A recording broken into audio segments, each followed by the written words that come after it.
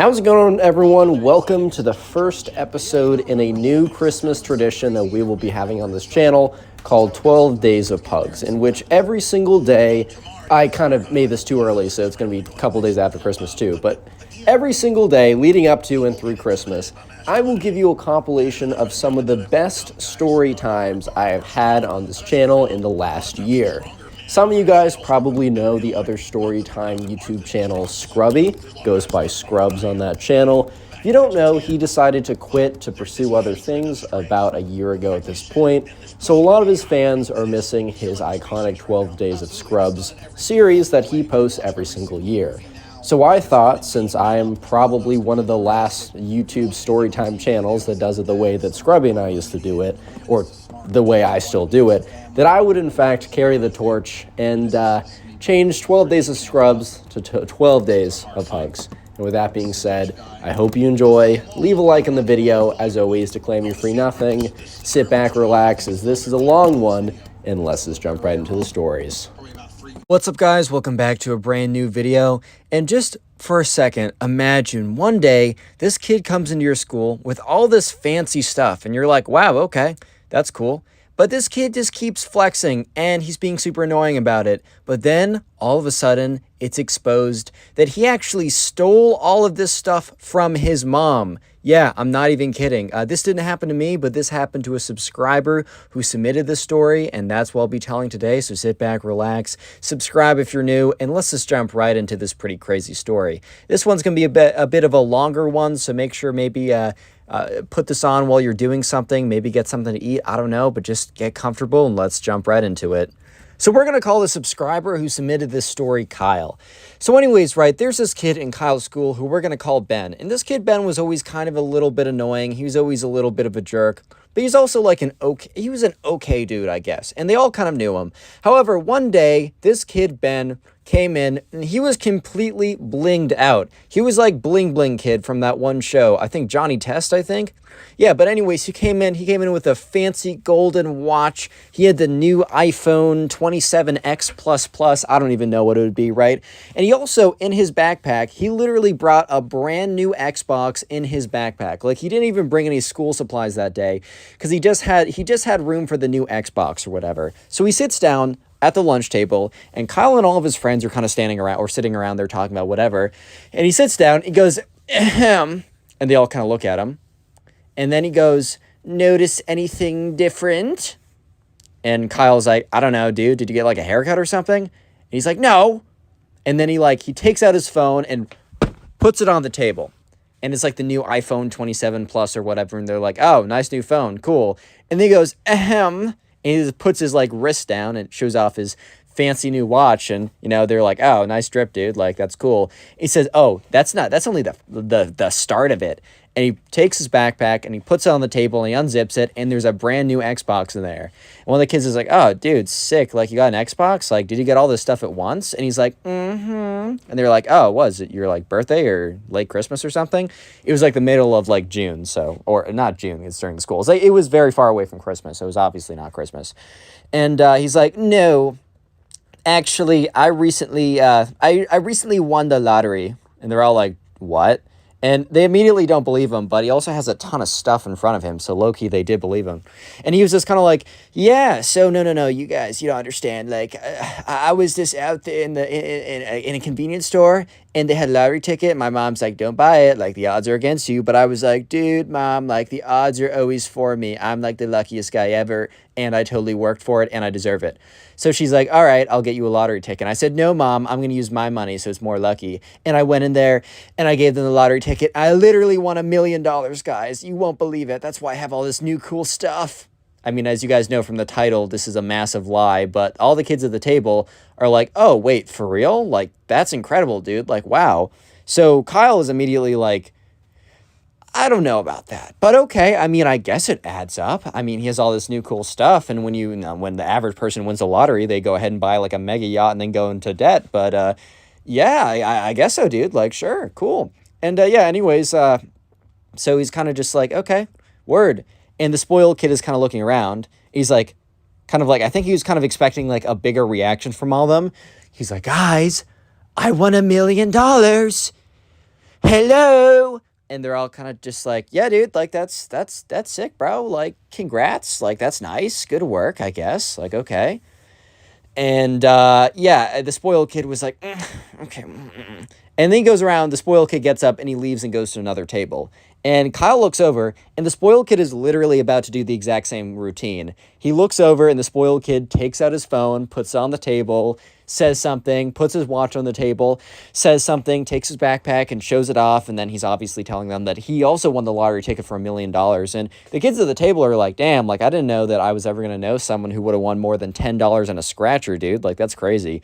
And Kyle's like, yeah, I mean, kind of sucks that it's him because he's kind of a jerk, but, like, I guess that's out of our control. I mean, maybe he's just going to blow it all. At this rate, it looks like he's going to blow it all. Yeah, Kyle says that, like, low-key, he was kind of preying on the downfall of this kid, but turns out he didn't even need to have to pray, right? So, yeah, this kid, Kyle, goes on for an entire week of straight flexing because the next day he comes in and he sits down at the lunch table. And he has a new watch. Like, I'm not saying that these are like Pateks or Patek. I don't know. I'm not a watch guy, or Rolexes or something, or that really fancy Roblox one where you have to pay a whole 10 Robux for it. No, but he comes in with a new watch, and he also puts an iPad down on the table. And he's like, ahem, guys. And yeah, so sure enough, all the other guys are like, yeah, what's up? And he's like, do you like my new iPad? And they're like, yeah, I guess. And Ben's like, I guess. I mean, it's the new iPad. It's pretty sick, if I ask myself. And they're like, yeah, well, I mean, you won $1 million. This isn't like anything crazy. Like, this isn't anything that impressive, I guess. And he's like, ew, guys, it was super impressive that I won $1 million. Like, that took a lot of hard work and a lot of skill. That took a lot of grinding every single day. I woke up at 6 a.m. every single day and read the Constitution by candlelight. I'm just kidding, I add that part in. But guys, like, I worked really hard. Can you just, like, appreciate it for once, dude? And Kyle's like, bro, like, this is cool that you won the lottery or whatever, but we're not going to congratulate you on randomly winning a lottery ticket. Like, most lottery ticket winners that are smart, dude, they put that money into, like, the index funds and they buy stocks, and then they also don't tell everyone about it. Like, they don't want to be flashy with it. And also, bro, not to burst your bubble, but after taxes, you're probably only taking home about, like, $500,000 or less. Probably less than that. You'd probably be smart to go to a financial advisor and put them all into index funds or put them in the stock market, man. I know it sounds kind of boring, but you'll have a safer and more secure life, and you'll actually be able to do more. And at the end of it, Ben's like, bro, I think I literally just died 7 times listening to how boring that was. So while you guys are being jealous, I'm going to go over and show off my new iPad to my other friends. And the spoiled kid gets up and he goes over and walks over to, like, the other table. And Kyle kind of looks around the other guys. He's like, is he going to keep doing this? Like, I get it. He won like $1 million, which he's only going to keep less than half of it. But is he really going to, like, bring in everything that he buys with that lottery ticket winning into school and to show off to everyone? Is he seriously going to do that every single time? And all the other kids are like, I don't know, man, but it's definitely getting a little stale. It's definitely getting a little bit boring, right? So the next day, the spoiled kid comes into school and he has a Gucci shirt on, like one of those stupid Gucci. Okay, I'm not gonna come for you if you like the hype beast stuff, because like there's a certain look.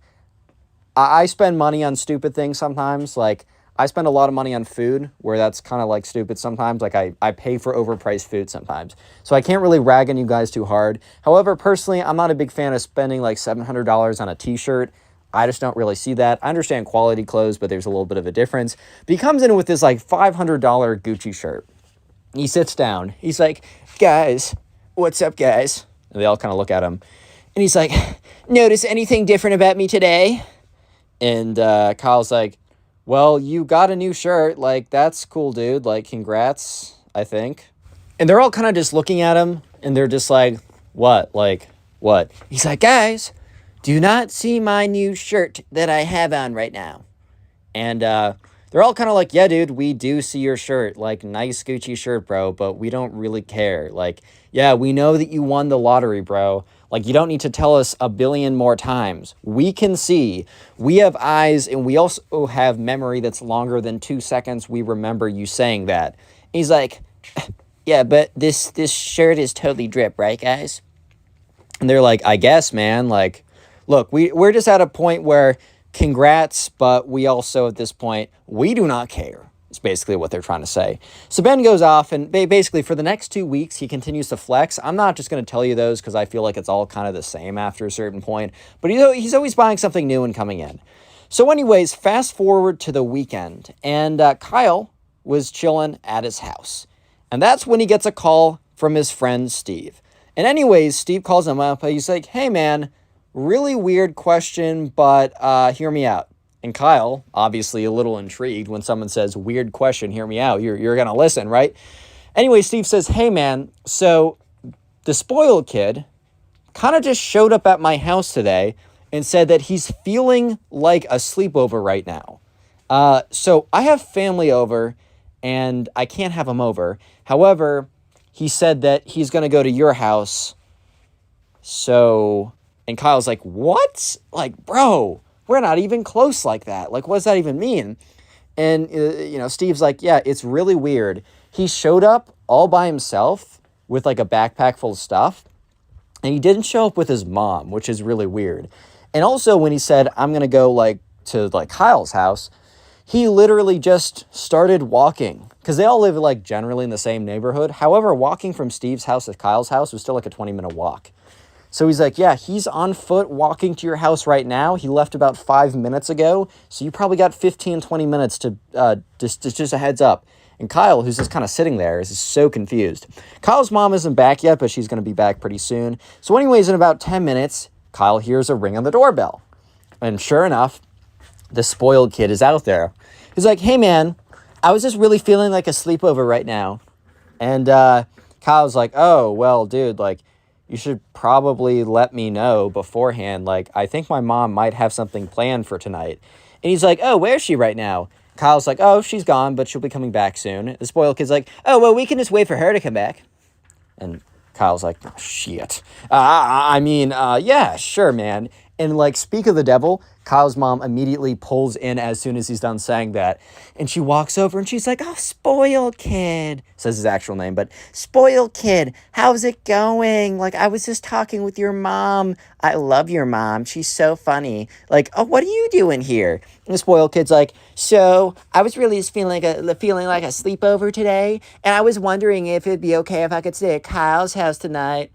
And Kyle's mom's like, oh, yes, he has nothing to do tonight. He normally has sports games or goes out with friends, but tonight is like the only night that he has to himself. Of course you can come over. And Kyle is just like, bro, you cannot be serious.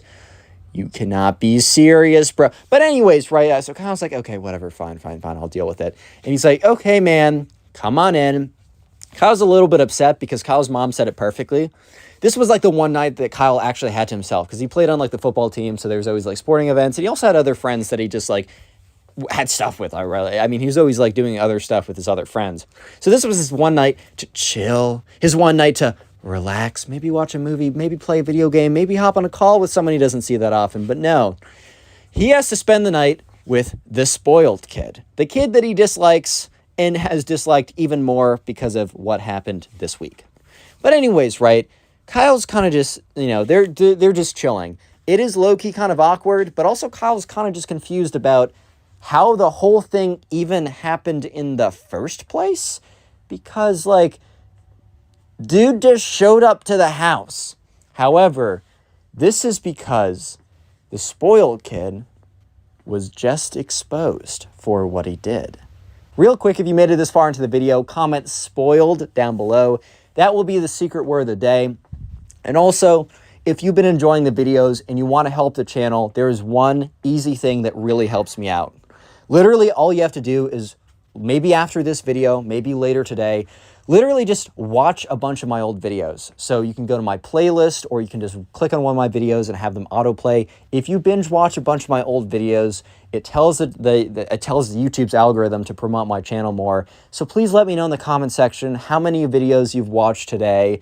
how you watch, what you do while watching my videos. Just let me know that stuff in the comment section right now so I can heart and say thank you to as many comments as I possibly can, because it's literally helps me out so much, and I really, really do appreciate you guys. Anyways, let's get back to the story, because the spoiled kid has been exposed and he's literally on the run right now. But yeah, let's just get into it. So, you know, not Ben's mom, sorry, Kyle's mom is like, hey, like, spoiled kid, like, I was just talking with your mom yesterday. Like, do you, like, I should call, like, should I call her up? Like, say hello? Like, does she know that you're here?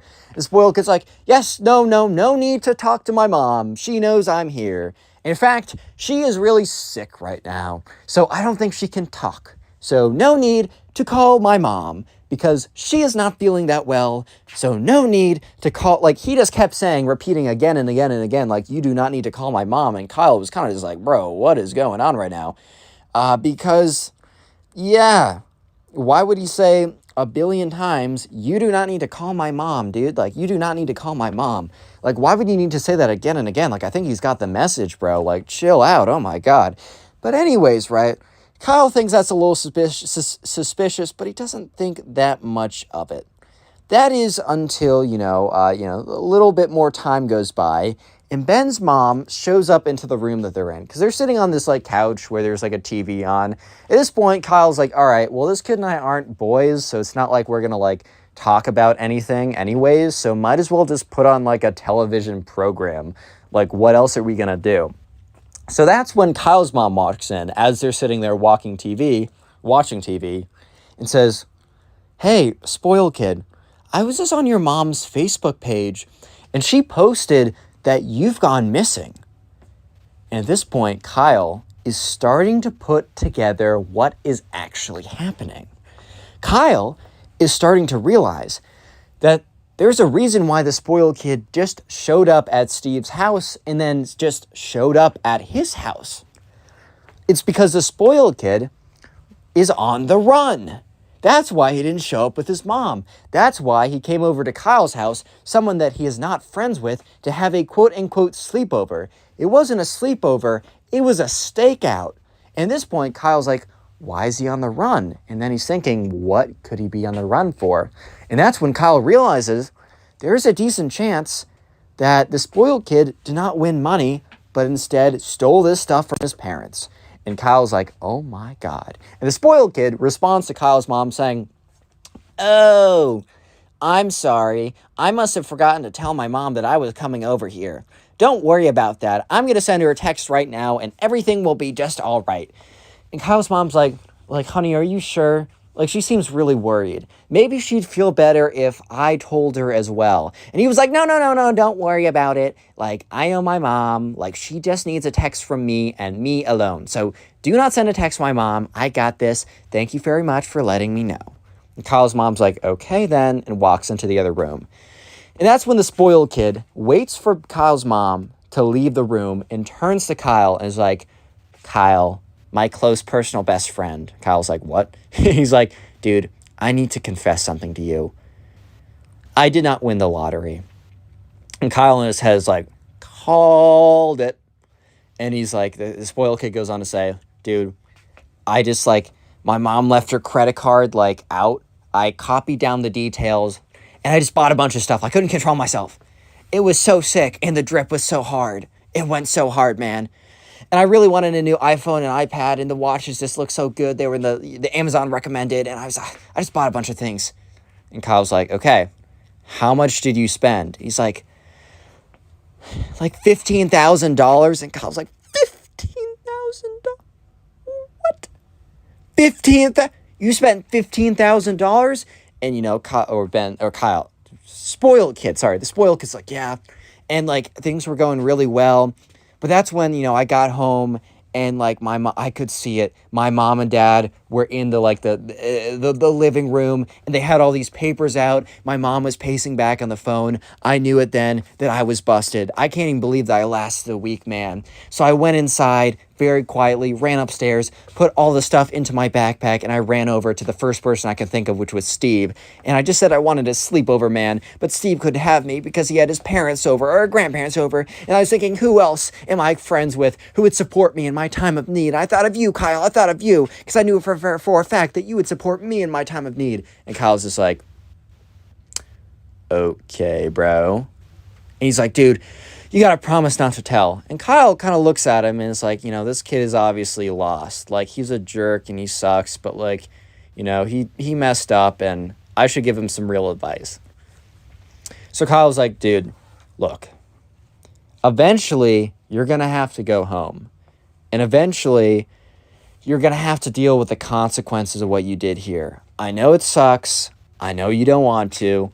I bet if I were in your shoes, I wouldn't want to go home either.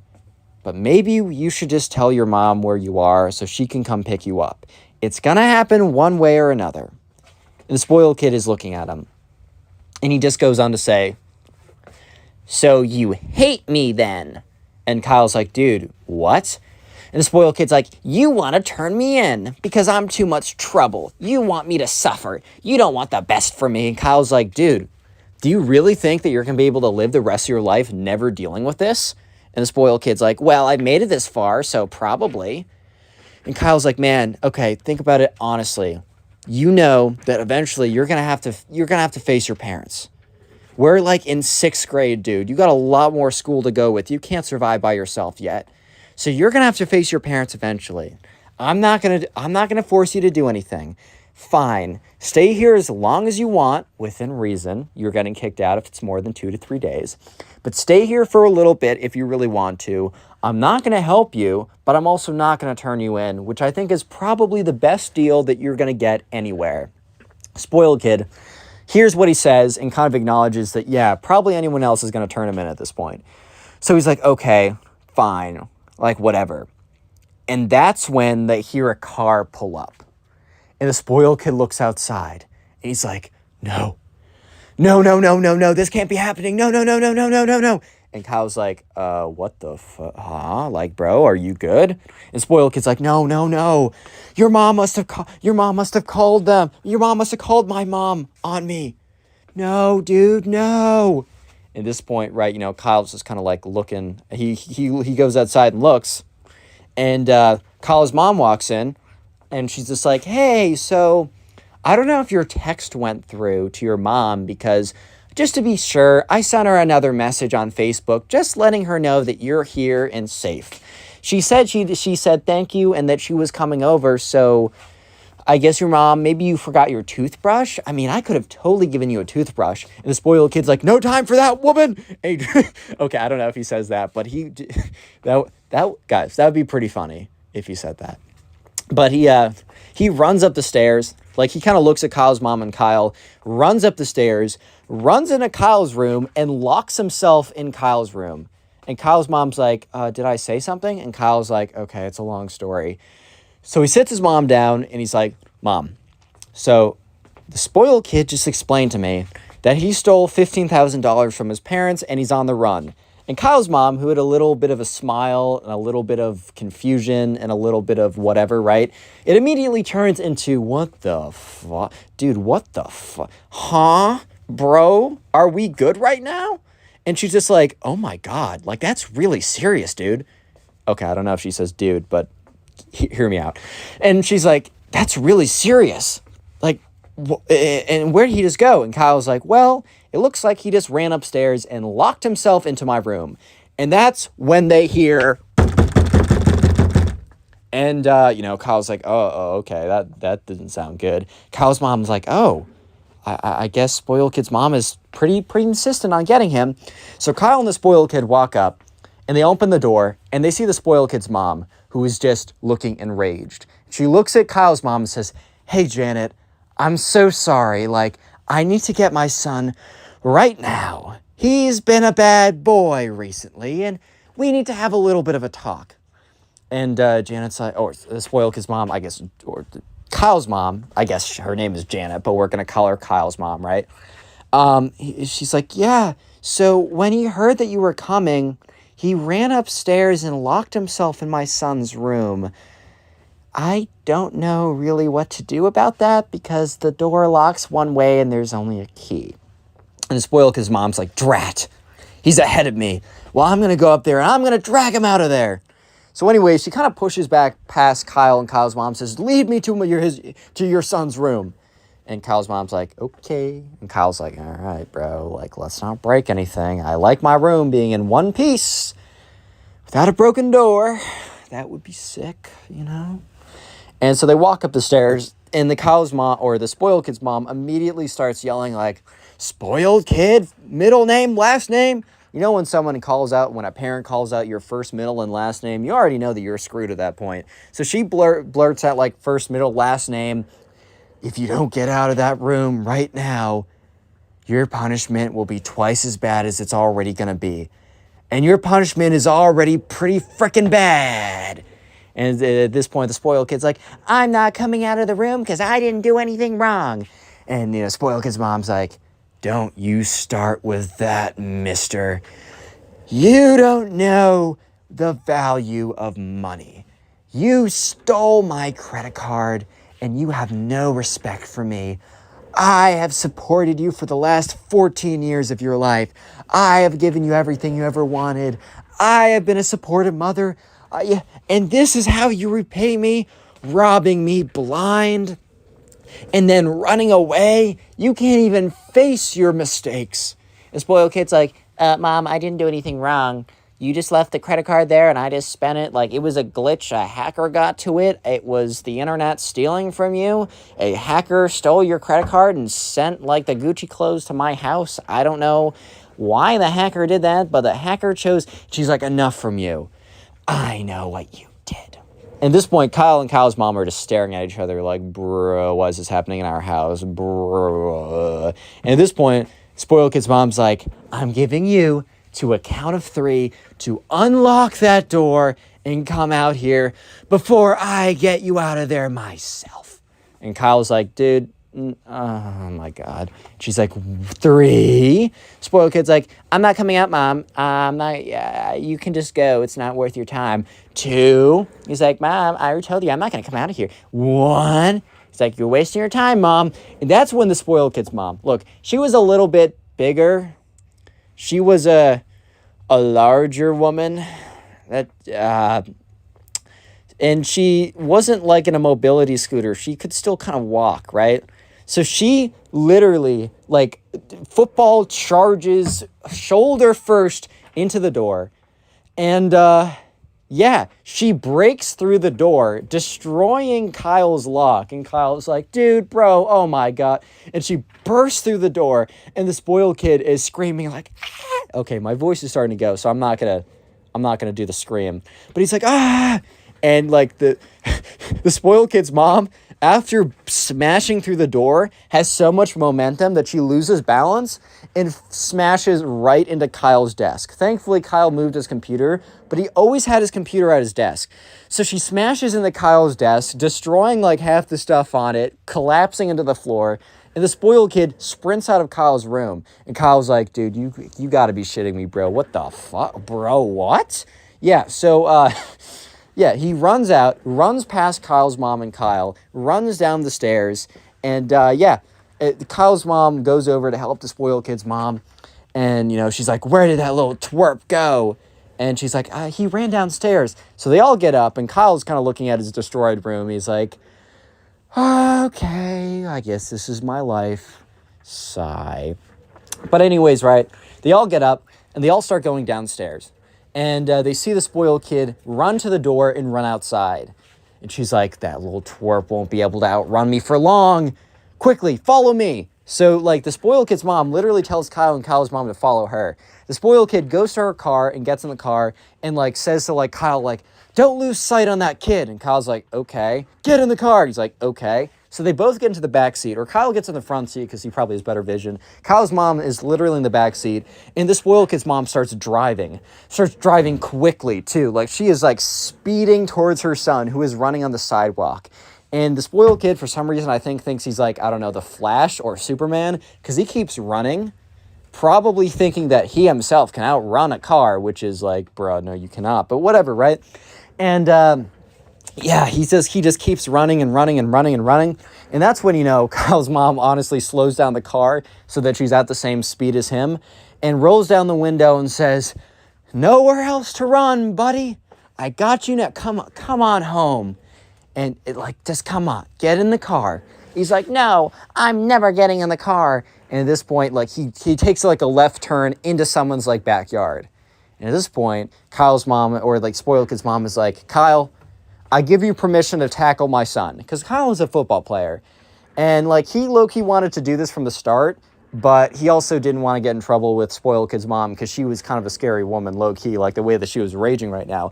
Totally justifiable to rage, but she was low-key scary AF. But anyways, Kyle's like, "All right, ma'am, I got you with that." So he gets out, and he sees the spoiled kid running. And he's running not parallel to the road so the car can't follow him, but he's running in between a house. And Kyle's yells out "I'll give you one chance to come north, come here now, you won't get hurt." Spoiled kid's like, "I can outrun you, dude. You're not actually that fast." And that's when that was a terrible thing to say, because that's exactly when Kyle just oh, starts sprinting at him. Kyle was fast too, dude. He was fast and agile sports guy. He's just sprinting full speed at the spoiled kid, and the spoiled kid lets out a shriek okay, I'm not gonna do it. I don't want to lose my voice any more than I already am. And at that point, so he closes in on the spoiled kid, and then he goes for the tackle. He gets the spoiled kid. The spoiled kid hits the ground. He's like, "Ow, you broke my face." He didn't actually break anything. It was a pretty clean tackle. And yeah, so we got the spoiled kid. Now the spoiled kid tries to get out of his grasp. And Kyle goes around, grabs both of his arms tightly, gets him in a position where the spoiled kid literally can't go anywhere. Spoiled kid was pretty small and unathletic anyway, so it's not like he was going to win in a fight or something. And yeah, that's when Kyle's mom and the spoiled kid's mom gets out of the car and walks over. And the spoiled kid's mom just looks at the spoiled kid. And they kind of just look at each other. And the spoiled kid stops squirming. And that's when he proceeds to burst into tears. I'm not saying he's crying or sobbing. He is explosion. Okay, he is sobbing. I guess that's a good word. It's just kind of when a baby falls down and they just go insane, or when you don't give them their 10th scoop of ice cream for the minute. They're "Oh my God, the world is over." Kind of that kind of screaming, right? And the spoiled kid's mom is like, "Nope, mister, that trick is not going to work on me. Get in the car." So she grabs him by his hand and drags him into the car. And the spoiled kid is never seen from again. I'm just kidding. So yeah, the spoiled kid was in huge trouble. Allegedly, he was not allowed to see friends for the entire rest of the school year. It was only halfway through the summer where he was just allowed to see people again. And let's just say that he was not allowed to keep the Gucci shirt, the iPhone, the iPad, probably the Supreme brick. Dude probably bought the Supreme brick too. Today I got a story time of when the spoiled kid gets trolled by the subscriber. It's really funny. I know you'll enjoy it. It's a pretty satisfying story, so sit back, relax, subscribe if you're new. Leave a like on the video to claim your free nothing, and let's just jump right into it. So we're going to call the subscriber who submitted this story Will. So this all started one day. Will was kind of just chilling at school. It was, so Will was in high school. He was a junior or senior. He was kind of an older kid in high school. So we're going to say he's a junior in high school. So this all started one day on what seemed like a normal day when he was just in the cafeteria, just with some of his boys hanging out, talking about whatever, talking about, the girls they almost had, about how the new Fortnite whatever is coming out. This happened back in 2018, 2019, so that's when Fortnite was kind of popping. I'm just trying to give a little context of what they're probably talking about, as I used to be a 18, 17-year-old, high school kid, so I kind of know how it goes. But it just was a normal day is what I'm trying to really emphasize here. And all of a sudden, so there's another kid I got to explain to you. There's this kid who we're going to call the spoiled kid. This kid was this a bratty, entitled rich kid. I've made 1,000 frickin' stories about spoiled kids, so I don't even need to go into the description about him. You already know what he's like. So anyways, in the corner of the subscriber Will's eye, he sees this kid kind of coming closer to them, coming towards them. Will and his friends really don't interact with this kid, so it was a little bit weird, and Will, I think, just assumed that, okay, this kid's probably just going to pass us by. But instead, the spoiled rich kid actually comes up to their table. So remember, they're sitting in the cafeteria, And so the subscriber, Will, has this glass of, let's just say, like a Coke or something, because I had a soda machine at the high school cafeteria. So he had a big glass of Coke. He didn't drink most of it. I mean, I don't know. It was the very beginning of lunch, so most of it was still full. And so the spoiled rich kid comes over to them. And then, so he didn't bump into the glass of Coke, like he didn't walk by it. Cause like I could totally see if like the glass of Coke was on the very edge of the table and the spoiled rich kid just happened to like, I don't know, walk by the table and a little bit of him just happened to tip over the glass. No. The glass was very clearly in the table, like it wasn't on the edges. And also the spoiled rich kid didn't bump into the glass of Coke with like his like side of his body or something, or like clipped it with his arm. He literally came over, swung with his like fist basically. Dude made a big sweeping motion to knock over and spill intentionally the glass of Coke all over not just the subscriber, but everyone else at the table. And he goes, oops, sorry guys, and he keeps walking. Like, here's the thing. If you accidentally bump into like someone's stuff like that, it's tough. I've done it. People have done it to me. It happens. Like, you bump into someone, you knock something over. As long as one, okay, even if it looks intentional, it might not have been intentional. But what you got to do in this situation is you got to immediately say, sorry, and then at least attempt to help clean it up, right? You got to at least try and show that you actually are sorry and that you didn't mean to do it, and try and help clean up the spill or the situation. And 9 out of 10 times you should be cool. You should be cool with that, unless the guy or girl that you did this to by accident is just like has no chill, then maybe you won't be good. But the spoiled rich kid here literally just bumps into, and very intentionally, it's so obvious, by the way, I was told that it was super obvious that it was on purpose, just knocks over the Coke, spills it on everyone, and then just keeps walking by. So at this point, you know, the subscriber Will is like, dude, and he kind of turns to his friends like, what was that? Yeah, so they kind of all sit at the table and they're kind of just like, what was that? Like, genuinely, what was that? Like, that was ridiculous, right? And Will's like, dude, like that freaking kid has been annoying for like our entire lives here. That kid has always been a problem. He's always been a jerk to us, and you know, I'm done. I'm done with it. Like, I've had it. So they kind of sit there and they kind of talk about it for a second, and Will is kind of fuming. Like, Will does admit that he held a grudge, and in general, it's not really great to hold a grudge. You could be putting your mental energy and physical energy probably into other stuff. When you hold a grudge, I don't know. It's like, what was that saying? Like, you know, when you revenge or whatever is like, you know, you're digging their grave as well as yours. I don't know. Sometimes it makes sense, but a lot of cases it's probably just not worth it. Will does admit that what he is going to do, which is actually pretty insane.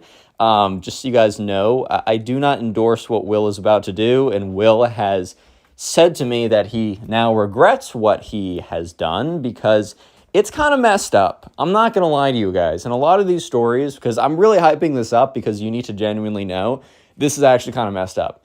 So in a lot of these stories, a lot of the times, whatever happens to the spoiled rich kid, I'm like, haha, like, yes. Come up and served. Karma is real. I don't know if this is I don't know if this is eye for an eye justice. I think this is like eye for shotgun to the face justice, bro. This is not even. So yeah, let's just jump right into exactly what happened so I stop hyping it up and I can just tell you, but just be warned, it's pretty intense. Anyways, so they're at the table, and the rest of Will's friends who are still kind of cleaning up, and, you know, one kid had like a white shirt or whatever, so he got all these Coke stains on it. It sucks, right? It sucks. But they all kind of are just like, okay, this kid's annoying. If he comes near us again, I'll stick my foot out and try and trip him when he has a tray of food or something. Like, we'll get him back somehow. But Will, the subscriber, was not having it because this kid's been annoying forever, and for some reason, Will tells me he was just on something, like he was just on like some like, bro, he doesn't even know why he was so mad then. Probably just, you know, angsty teenage hormones or something. I don't freaking know, dude. So yeah, sure enough, he kind of doesn't explain that Will doesn't explain to his friends that he's still super like PO'd about the whole situation, but in his head, he's just stewing. And for the rest of that Friday, he is stewing. So there is something good, though, that they're all looking forward to. Probably the reason why Will and his friends are kind of, or not Will, I should say Will's friends, are not taking it that seriously is, one, it's a Friday, so good day, right? You know, Look, it doesn't matter. Fridays will always be magical in a sense, bro. I love the feeling of a good Friday. But also, there was a party happening in their kind of neighborhood, so they had something to look forward to. So it wasn't even just a normal Friday. It was a Friday with a little extra. So they were all in a good mood, and the spoiled kid wasn't able to stop them from such. However, at this party, something pretty ridiculous happens. Yeah, so anyways, right, the subscriber and his friends, or the subscriber is kind of just sitting there, like, stewing for the rest of class.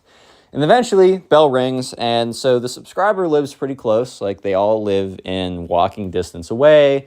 The school is in their neighborhood, so at least the subscriber, Will, and his friends, they don't take the bus. They just walk back. So they're walking back, and Will's friends are like, oh, like, the party at so-and-so's house is going to be so crazy. Like, how long do you think it's going to go up before, like, neighbors call the police and get shut down? And, they were kind of making bets about this. Like, they were expecting a Project X type, like, insane party type thing. They're all pretty excited, too. It's been, like, a long weekend. It's also been a while since any of the kids there had a party. So the way it worked, a little bit of side lore for this story is, like, there was obviously no, party sponsored by parents.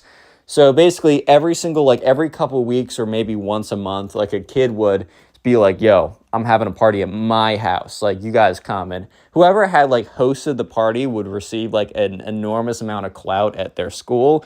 It was almost a little bit of a sacrifice for some popularity. It was very weird. I'm just trying to explain it to you.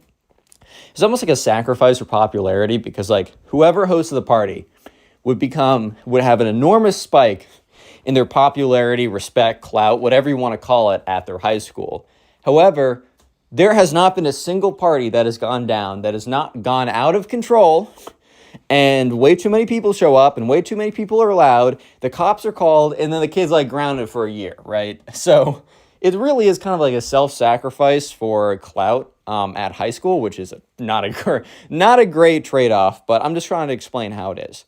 So there hadn't been a party in almost a month and a half at that point, and I think a lot of the kids were starting to be like, oh shoot, is no one going to do another one? But then this kid who we're just going to call Timmy, because not super useful. Timmy is not super useful in the story. It just doesn't really matter. Anyways, Timmy was not the most popular kid by far, and I think he always wanted to be respected and cool. And so he's like, yeah, guys, we're going to have a crazy rager. My parents are out of town, so yeah, there's going to be a party.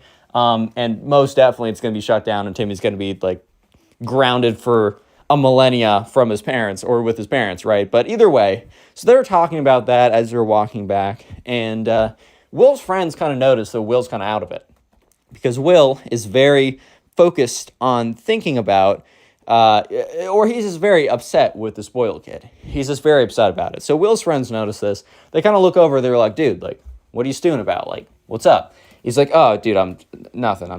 They're like, yeah, what's up? He's like, fine. Okay, well, I don't like what the spoiled kid did to us today. That's still making me mad. And Will's friends are like, dude, okay, yeah, he sucks. He's the worst. You know what? Today at the party, we'll go up to him. We'll spill his drink on him, say, oops, sorry, man, and then walk away. Eye for an eye, right? And Will's like, yeah, I guess. Okay, that's good. Okay, I'm happy with that. But in reality, Will was not happy with that. Will was starting to scheme and put together an even crazier plan that you guys just have to wait and hear. Real quick though, if you made it this far into the video, comment party down below in the comment section. That'll be the secret word of the day so I can see how many people made it this far. If you're listening to this on YouTube, make sure you're subscribed with notifications on and left a like on this video. And if you're listening to this on Spotify, which, by the way, YouTube listeners, I post all of these on Spotify. If you're listening to this on Spotify, make sure that you have rated the podcast 5 stars. You follow the podcast with notifications on. And also, for every podcast episode, such as this one, there's a little question that will pop up. Make sure to answer those. If there's a poll, please answer the poll. Actually, I think it does. I'm not 100% sure, but I've talked to my Spotify rep. I think it actually does help with the promotion if you guys engage with those polls and questions. So please do me a favor if you're listening on Spotify. Check to make sure that you've answered the poll, answered the question, all that good stuff. With that being said, let's get right back to it because, yeah, Will's about to go way too far. Just one more time, I gotta say, I don't necessarily endorse what he's doing. The spoiled kid is a jerk. He sucks, right? He deserves something coming to him, but I don't necessarily know if I can go as far as to say that I endorse what the spoiled kid here did. Anyways, I've been hyping this up a lot, so let's just jump to the actual, let's jump into the action. So yeah, sure enough, right, this is, not the spoiled kid, sorry, Will, he's back at his house. He's just playing some, he's on his, Xbox or whatever, playing Fortnite. Remember, this happened in 2018, 2019. So he's just playing a little bit of Fortnite. Solo, normally he'll play with his friends, but, he knows he's going to see them tonight. Sitting in his room, stewing. Once again, he's stewing. But this time, it's not just him angrily stewing. It's him productively angrily stewing. Because he's putting together a master plan for revenge. And so eventually, he has dinner with his parents, just plays a little bit more Fortnite. It's around 8:30. The party's supposed to start around 9, and it's walking distance away. And also, he was told, the kid who was running at Timmy was basically gave a little question, or he texted people being like, yo, this is when the party starts. You're in group C or group F or group A. That wasn't the best people A, worst people F. It was basically to spread people coming in, which is actually kind of smart. Timmy, I'll give you a little, a spoiler if I don't say this at the end because it's not super important. Yeah, Timmy did get caught and got in a ton of trouble, but Timmy was at least smart about it because other times, people would all come at once and the party would be shut down immediately because it was super obvious, but Timmy at least was smart enough to be all right, you're in group B, everyone in group B come at 8:45, okay, you're in group C, everyone in group C walk over to at 9. So basically he staggered the waves of people coming, which is actually pretty smart. Anyways, so let's skip ahead to the time that the subscriber Will pulls up to the party. Pulls up, Timmy meets him at the door. Timmy's like, hey man, how's it going? And Will's like, hey, how's it going, bro? Timmy's like, great, come in. Timmy's like, I don't know if you guys have ever had to work a party before. I'm probably revealing too much, but let me just give you the sauce. If for some reason you decide to host a party, or your friend hosts a party and they can't handle it and you need to help them, you almost always need someone working door, basically controlling how many people come in and come out. I'm just saying stuff I shouldn't be saying. I don't endorse you guys to host any secret parties, but what I'm saying is if you get stuck in a situation like this, let me help you out. So you got to control door, because if you have a party and you have a lot of drinks or whatever, the address will probably get leaked. I don't know if it's going to be sent officially out, but random people you don't know are likely going to come, especially if you're hosting more than 20 people.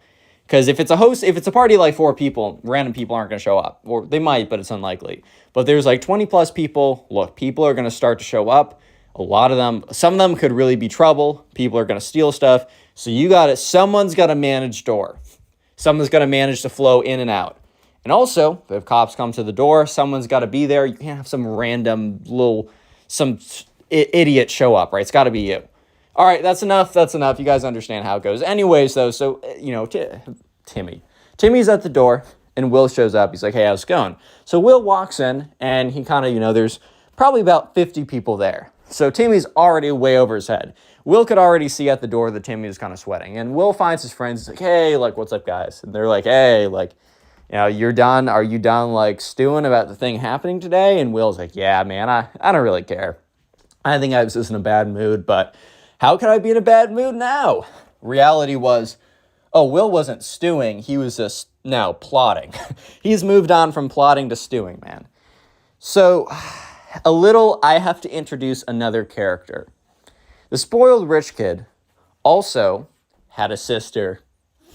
Yep, I think you know where this is going now. I'm playing. Wait, give me a second. So anyways, the spoiled rich kid had a sister. So let's give her a name. Let's call her Ava, right? So Ava was the sister of the spoiled rich kid.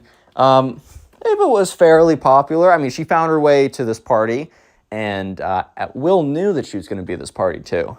So anyways, Will was a fairly charming man, as he described himself, so it could be complete cap, but I can't really control that. But I was told, and by the way, Will submitted this story to me on Instagram, so if you want to submit your own stories from your childhood or what's going on now in your life, right, or a friend's story, go to Instagram, look up connorpugs, follow me, and then message me via DM. You have to follow me to DM me. Anyways, though, so sure enough, let's set the scene. Will was standing there with his boys, And the spoiled rich kid was standing over, like, was sitting on the couch with, like, talking to some girl or something, right? Being like, oh, yes, no, my father does run the biggest hedge fund in the U.S., blah, blah, blah, all that kind of stuff. So, yeah, sure enough, the subscriber, Will, and his friends are standing, huddling in a circle. Rich kid is on the couch, talking to some girl or something. And then there's kind of like a drink table, and almost like there's like an unofficial bartender, which, first of all, you need someone actually managing that stuff. You just can't have it laying around. I don't know why I'm giving you guys the tutorial. I should make a course. How to run a house party. I'm playing. I'm not even the most I'm definitely not the most qualified. I'm just giving you the advice I've seen where it's gone wrong for other people. Definitely not me. Never. But yeah, so Will, the subscriber, is kind of standing with his friends, and he looks over at Ava. Remember, this is the sister of the spoiled rich kid. And he looks back, and he's like back with his group of friends, and Will looks over again, and this time Will makes eye contact with Ava, and Will is definitely more, as he says to me, this could be complete cap, but he says he has a way with ladies, which sounds so cap, but for the sake of the story, let's take it as face value. By the way, sorry, Will, I'm not trying to doubt you. It's just the way you say it. But he looks over at Ava, then looks back. And this time he made eye contact with her. And there's a little, like, eye contact is kind of hard to tell when it comes to this stuff. Like, if I'm being real, it is a little bit difficult to make an assessment just off of one eye contact alone. But Will kind of got a sense that, there's a little something going on. A little flirt in her eyes, right? And this time when Will looks back at his friends, one of his friends, we'll call him Ben, kind of catches on. So Ben kind of gives him this look, kind of gives him a look of like, what are you up to there, bud? And kind of like comes over and kind of like moves places because they're kind of standing in a circle. They got a drink in one hand, other hand is on their pocket or looking at their phone or whatever. So Ben walks over, so he's right next to Will, so they're kind of like side by side. And he kind of whispers over, he's like, I see you looking over at Ava over there. Like, what are you thinking? And Will looks at him and literally just winks. He's like, wink, and then goes back to talking. So at this point, right, Ben catches on pretty quickly about what Will's about to do. Because Ben was sitting at the table too. And then, at this point, like, Ben was just like, oh, I see. So anyways, Will looks at his friends and says, excuse me for a minute, I'll be right back. He gets up, turns, and basically beelines it straight to Ava, right? Walks right over. Because, you make eye contact for the second time, kind of gives you a little look. That's at least an indication to at least make an attempt to go over there. Like, at least kind of find yourself over there. So Will walks over there.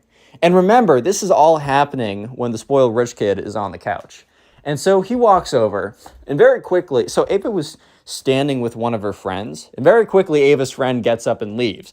As if, like, Ava's friend was like, oh, this is her time to shine. Because here's the thing, if Ava's friend stayed there, which she could have totally, and it would have been fine, but if Ava's friend stayed there and almost, like, blocked, like, blocked Will from, like, talking to her, then maybe that's an indication that she is literally she's not interested. But the fact that Ava's friend got up and left immediately doesn't necessarily mean anything 100%, but it's definitely a positive indication, and Will knew this. So he was going to run with the momentum. So Will was kind of talking to her, doing his thing, right? So I can't really go into the exact details, not because they're, like, not safe for work or something. It's just kind of hard to explain. It's hard to kind of explain a lot of things you just kind of know. What I'm trying to say is, so Will was talking with her, and it was very clear that she was interested. It was just, you could kind of tell, and Will could tell. A lot of body language, a lot of ways she was responding, a lot of the ways that she was moving, and it was very kind of like, it's a little bit of a dance, right? I mean, not an actual dance, but you guys know what I mean. So the music's kind of loud, it's, a lot of people are there, it's like very much party scene, and it's very clear that they're both interested in each other. And while this is happening, the spoiled rich kid is like looking from the couch because he's like, whoa, wait a minute, like, that's my sister, right? So anyways, yeah, sure enough, Will, man just has all the riz in the world, I guess, because eventually they're talking, and yeah, sure enough, one thing leads to another, and Will basically starts making out with this girl, which has been his plan since day one, right? Not day one, but since the spoiled rich kid bumped into him. So when this happens, you hear, whoa, whoa, whoa. And so, like, the spoiled rich kid gets off the couch and, like, walks over. He's like, what are you doing? At this point, Ava, like, breaks whatever thing they have going on, looks over at her brother, is like, what are you doing? Like, why are you yelling at me? And the spoiled rich kid's like, well, you're not allowed to, like, to make out with this guy. And, like, at this point, Will is kind of just standing there like, okay, what, are we, like, good friends or something? Like, I don't think so. And Ava's like, why? Why? Are you guys, like, super good friends? And the spoiled rich kid's like, well... And Will looks at her and shakes his head no. And the spoiled rich kid's like, turns to Will's like, dude, you better leave my sister alone. I swear to God. And Will's like, what? What are you going to do? What are you going to do, bro? And at this point, it's just such a weird situation. So Will's friends walk over to make sure that there isn't a big altercation, because if it was just a spoiled rich kid and Will, he might have tried to take a swing on Will. And Will was probably not going to take that sitting down, and Will's friends knew that. So they had to go over and make sure things were going to be okay. So they all kind of walk over and they're like, all right, gentlemen, let's separate this. And the spoiled rich kid's like, no, I'm not going to let him get away with this. And, Ava at this point, his sister, is like, get away with what? Like, am I not allowed to, like, talk to the boys I like to? Like, are you really that controlling over me? And the spoiled rich kid's like, no, it's not that. It's just, I know what he's doing. Like, he's doing this despite me. And Will, who totally was, by the way, looks at the spoiled rich kid and is like, dude, like, what are you even talking about? He's like, I bumped into your stuff and spilled all, like, today at lunch, I spilled all that stuff all over you. And Will's like, oh, that wasn't an accident, man? I thought that was an accident. The spoiled rich kid's like, no, of course it wasn't. I was just trying to mess with you, dude. And, Will's like, oh, man, I thought that was an accident. No, this is totally unrelated. Totally. And Will just makes this really deep eye contact with the spoiled rich kid. Like, after saying totally, just looks at him for a second. And in this eye contact, the spoiled rich kid realizes that, no, Will is doing this on purpose. Because not only does Will pause while making eye contact, he kind of has a little bit of a smirk. At this point, the spoiled rich kid, like, almost, like, tries to pounce on him. He's like, just starts, like, moving towards Will. And Will's friends are like, whoa, starts pushing him back. And Ava's screaming, like, get away from me. Like, I can do what I want. And Will, at this point, is just sitting back and smiling. He has to hold back laughing because this went so much better than he thought. So at this point, a bunch of other kids are coming over to kind of figure out what's going on. And they're like, what's going on? And Ava's like, my brother's attacking this guy just because, I want to, like, hang out with I want to hang out with guys. And he's being overprotective and all that kind of stuff. Spoiled rich kid's like, this kid's getting with my sister. Like, I can't let that happen. And the guys are like, what, are you guys, like, boys or something? He's like, well, no. And they're like, dude, like, who cares? And they're like, Will has done this perfectly. Remember, is this something I would do personally? Nah. I don't suggest you guys do it either. However, it was executed perfectly. So anyways, and also, Will didn't necessarily have long-term plans with the spoiled rich kid sister because, Ava actually wasn't that cool either. Like, she had a lot of tendencies of the spoiled rich kid too. So yeah, Will was kind of using her a little bit. I'm just gonna be straight up with how it is. I'm just gonna tell you how it is. That's another reason I'm like, I don't know how I feel about this. I do feel that is a good story though. So anyways, Will eventually is like, hey, like, to Ava, hey, I think I'm gonna go back early. Like, I don't know, like, I'm just kind of tired. I don't know if I'm vibing with the party. She's like, I know you're leaving because my brother is being so weird. Like, I hope we can talk later. And Will's like, yeah, no, of course we can talk later. So Will goes over to his boys. He's like, look, I'm heading back. So Ben is like, I'm heading back too. Let me walk back with you.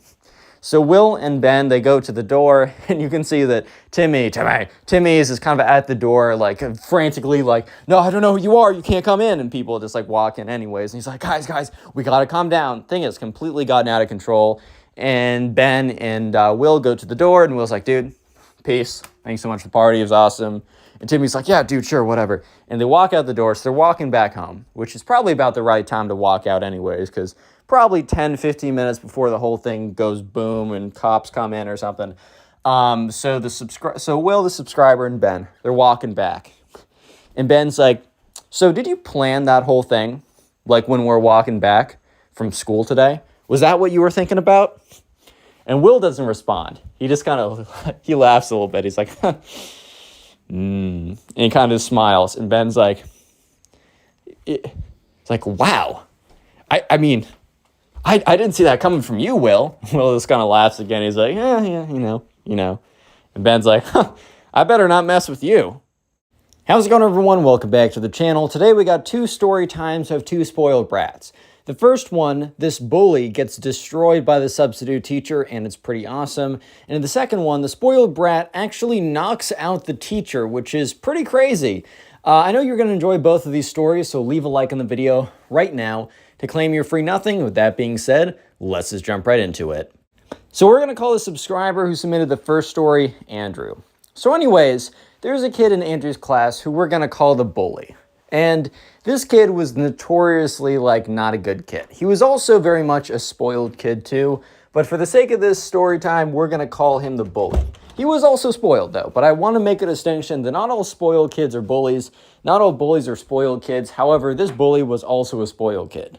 So this kid was like the richest kid in the class, which, as I say in other videos, it kind of doesn't matter if you're the richest kid in the class or what your parents' financial status is. It really matters how you interpret it, how you live your life, and how you go about everything, right? That's really what is important here. However, the spoiled kid kind of thought that because his parents made a lot of money, that made him like a better person than everyone else. I know that sounds absolutely crazy, and that's because it is.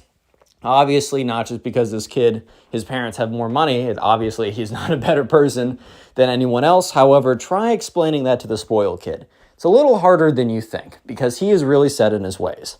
However, this kid was also a big bully. He would bully people all the time. And he kind of got away with it. It was a mix of the bully, spoiled kid, not being smart in the sense that he is wildly intelligent, but being smart in the sense that he knew when he would take it too far. Like, he rarely got caught or reprimanded by the teachers because he was very kind of subtle and sly with his bullying. He would also make it very clear to other people that if you told on him, you were going to be in for like a world of pain, even worse than he already has you in. So it's kind of a situation where the bully was like both smart enough to not do anything so crazy that the teachers had to pay attention. But there's also a situation where the teachers also knew that they didn't want to get into a situation where it was them versus the bully's parents, because there have been a few situations in the past where the bully had actually been told on, the teachers got involved, and the bully's parents, which were just like, they weren't the greatest role models to him in all fairness, so what amount you can actually blame it on him, that's up to you guys. Feel free to discuss in the comment section as the story goes on. But basically, his parents were like the worst. They wouldn't accept any responsibility for their kids' actions. They were threatening to sick lawyers on the school. Like, the school not only did the bully kind of get away with things because he was sly, but also because whenever he wasn't as slick about it and he actually got told on, his parents would just throw a bunch of lawyers at the problem to make it go away. So this kid was notoriously like a massive jerk. However, he eventually got the karma he deserved in today's story, because it all started what seemed like a normal day. Nondiscreet, nothing was going on. However, this was very much not the case. Yeah, however, this story is going to be a little bit different because today, which seemed like a normal day, the subscriber who submitted this story, who we are calling Andrew. Sorry, I just have to pull that up for a second because I forgot. Andrew walks into class, and he has one class with the bully. And during this class, the bully would really just continue doing his standard bullying behavior. He would keep doing all the nonsense that he's always doing, right? However, today, Andrew walks in, and he has a couple boys in that class. He's a pretty good, he has a good kind of a social circle in that class. But he walks into class, and he sits down, and the teacher's nowhere to be seen. And the teacher for this class is an older teacher who is very by the book, and kind of deaf in a sense, so whatever bullying happens from the bullying class, literally the teacher probably doesn't even know. This guy is old enough that I feel like he would be bring it on, when it comes to the wrath of the parents and not really care. However, unfortunately, it doesn't really matter because this guy is just so old that it honestly does not matter what he thinks or says, or if he was actually going to stand up to the bully, because what is he going to stand up to if he can't hear anything or even know what's going on? However, this guy was also known for, because he's a little bit older generation, older guy, he was always stupidly early. And I like being early for things, but the teacher was found being upwards of an hour early for class. This is an 8 a.m. class, so it's a tough start to the day, right? But the teacher, like one time, for some reason, a student had to get there really early showed up to school at like 6:45, walked by the classroom, saw the teacher sitting in class. So what I'm trying to say is this teacher isn't known for like being on time or even a little bit early. This teacher is known for being so early that it's like, it's ridiculous, right? So the fact that the teacher was nowhere to be seen 2 minutes into the start of class at 8:02 in the morning was kind of weird. And Andrew turned to one of his friends. He's like, bro, this teacher is like stupid early all the time. Like, it's crazy how early this teacher is. Where are they at? You know what I mean? Like, where is this teacher at? I've been told like the teacher is supposed to come in. So the teacher comes in early. Like, I've never like ever come to class when the teacher's not here, or hasn't looked like the teacher's been here for months. Like, has every paper unfolded, everything, like completely comfortably sat at the desk, very clearly didn't just spawn in. So yeah, a couple minutes later, a face who's younger, probably 25, 30, walks into the classroom, and no one really recognizes him. So he very quickly says, hey, class, like, I want to let you know that your teacher, Mr. Stevens, he has come under the weather, and I will be your substitute for the day.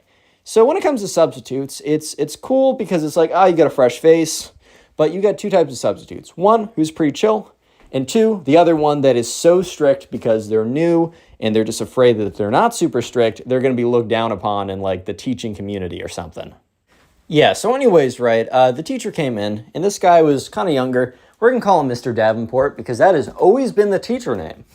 Like, for some reason, I always call these, like, the teachers Mr. Davenport. Anyways, Mr. Davenport looked 30, 35. So when I said 25, I was a little bit too on the younger side, which, by the way, if you want to submit stories to me, because these are all subscriber-submitted stories, all you got to do is go to Instagram, look up connorpugs, follow me, and then message me your story. You got to be following me, though, because that's the only way you can message me, or the only way I'll see your message.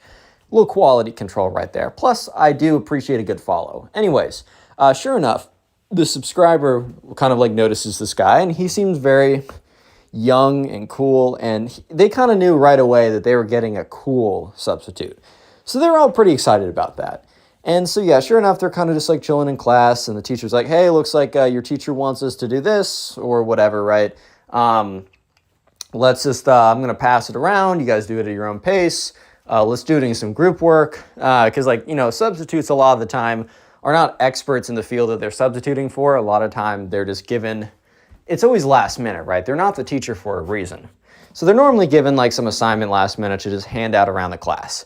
So the teacher walks around the class handing out the assignment, right? And this is when, you know, he kind of notices that the bully is kind of like, I'm messing with the kid a little bit. Like, you know, some kid walked in a little bit late and the bully kind of tripped him. And Andrew noticed that the substitute like turned over and looked at the bully.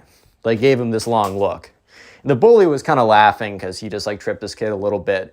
And he's laughing, and then he makes eye contact with the substitute teacher and stops laughing. The substitute teacher doesn't necessarily say anything in this moment.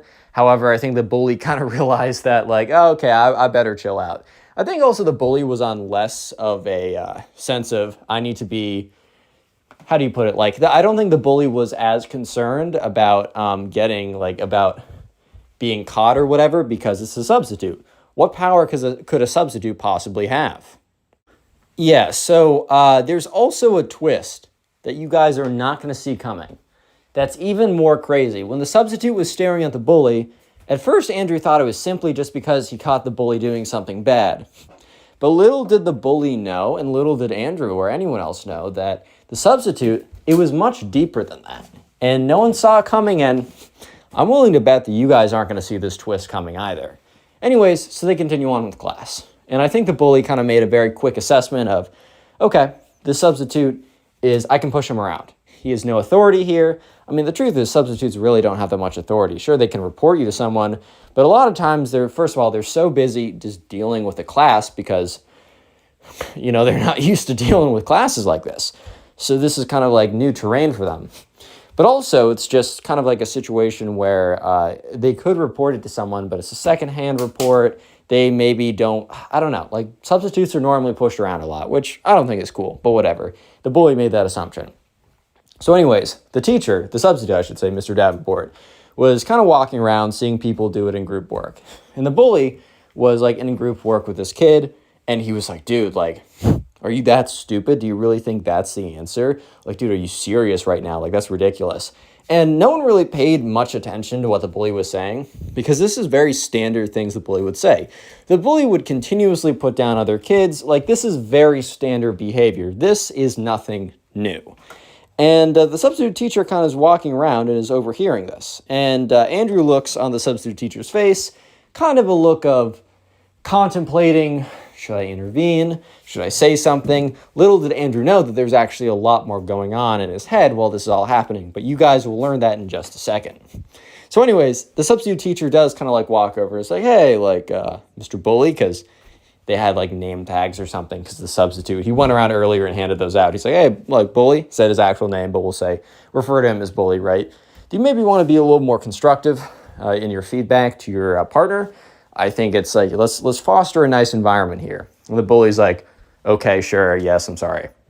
And as the substitute teacher's like walking away, he's like, oh, the bully says like, oh, I'm gonna go foster a good environment. I'm gonna go foster a good environment up your butt.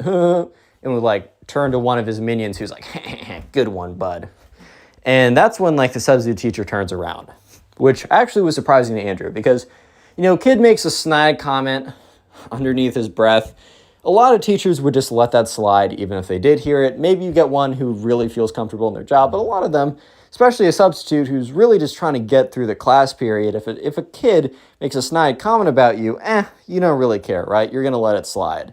However, once again, I'm telling you guys that there's a secret that you guys don't know, and I bet you won't guess, about this substitute teacher, which relates to the bully. Anyways, though, his secret dead. I'm playing.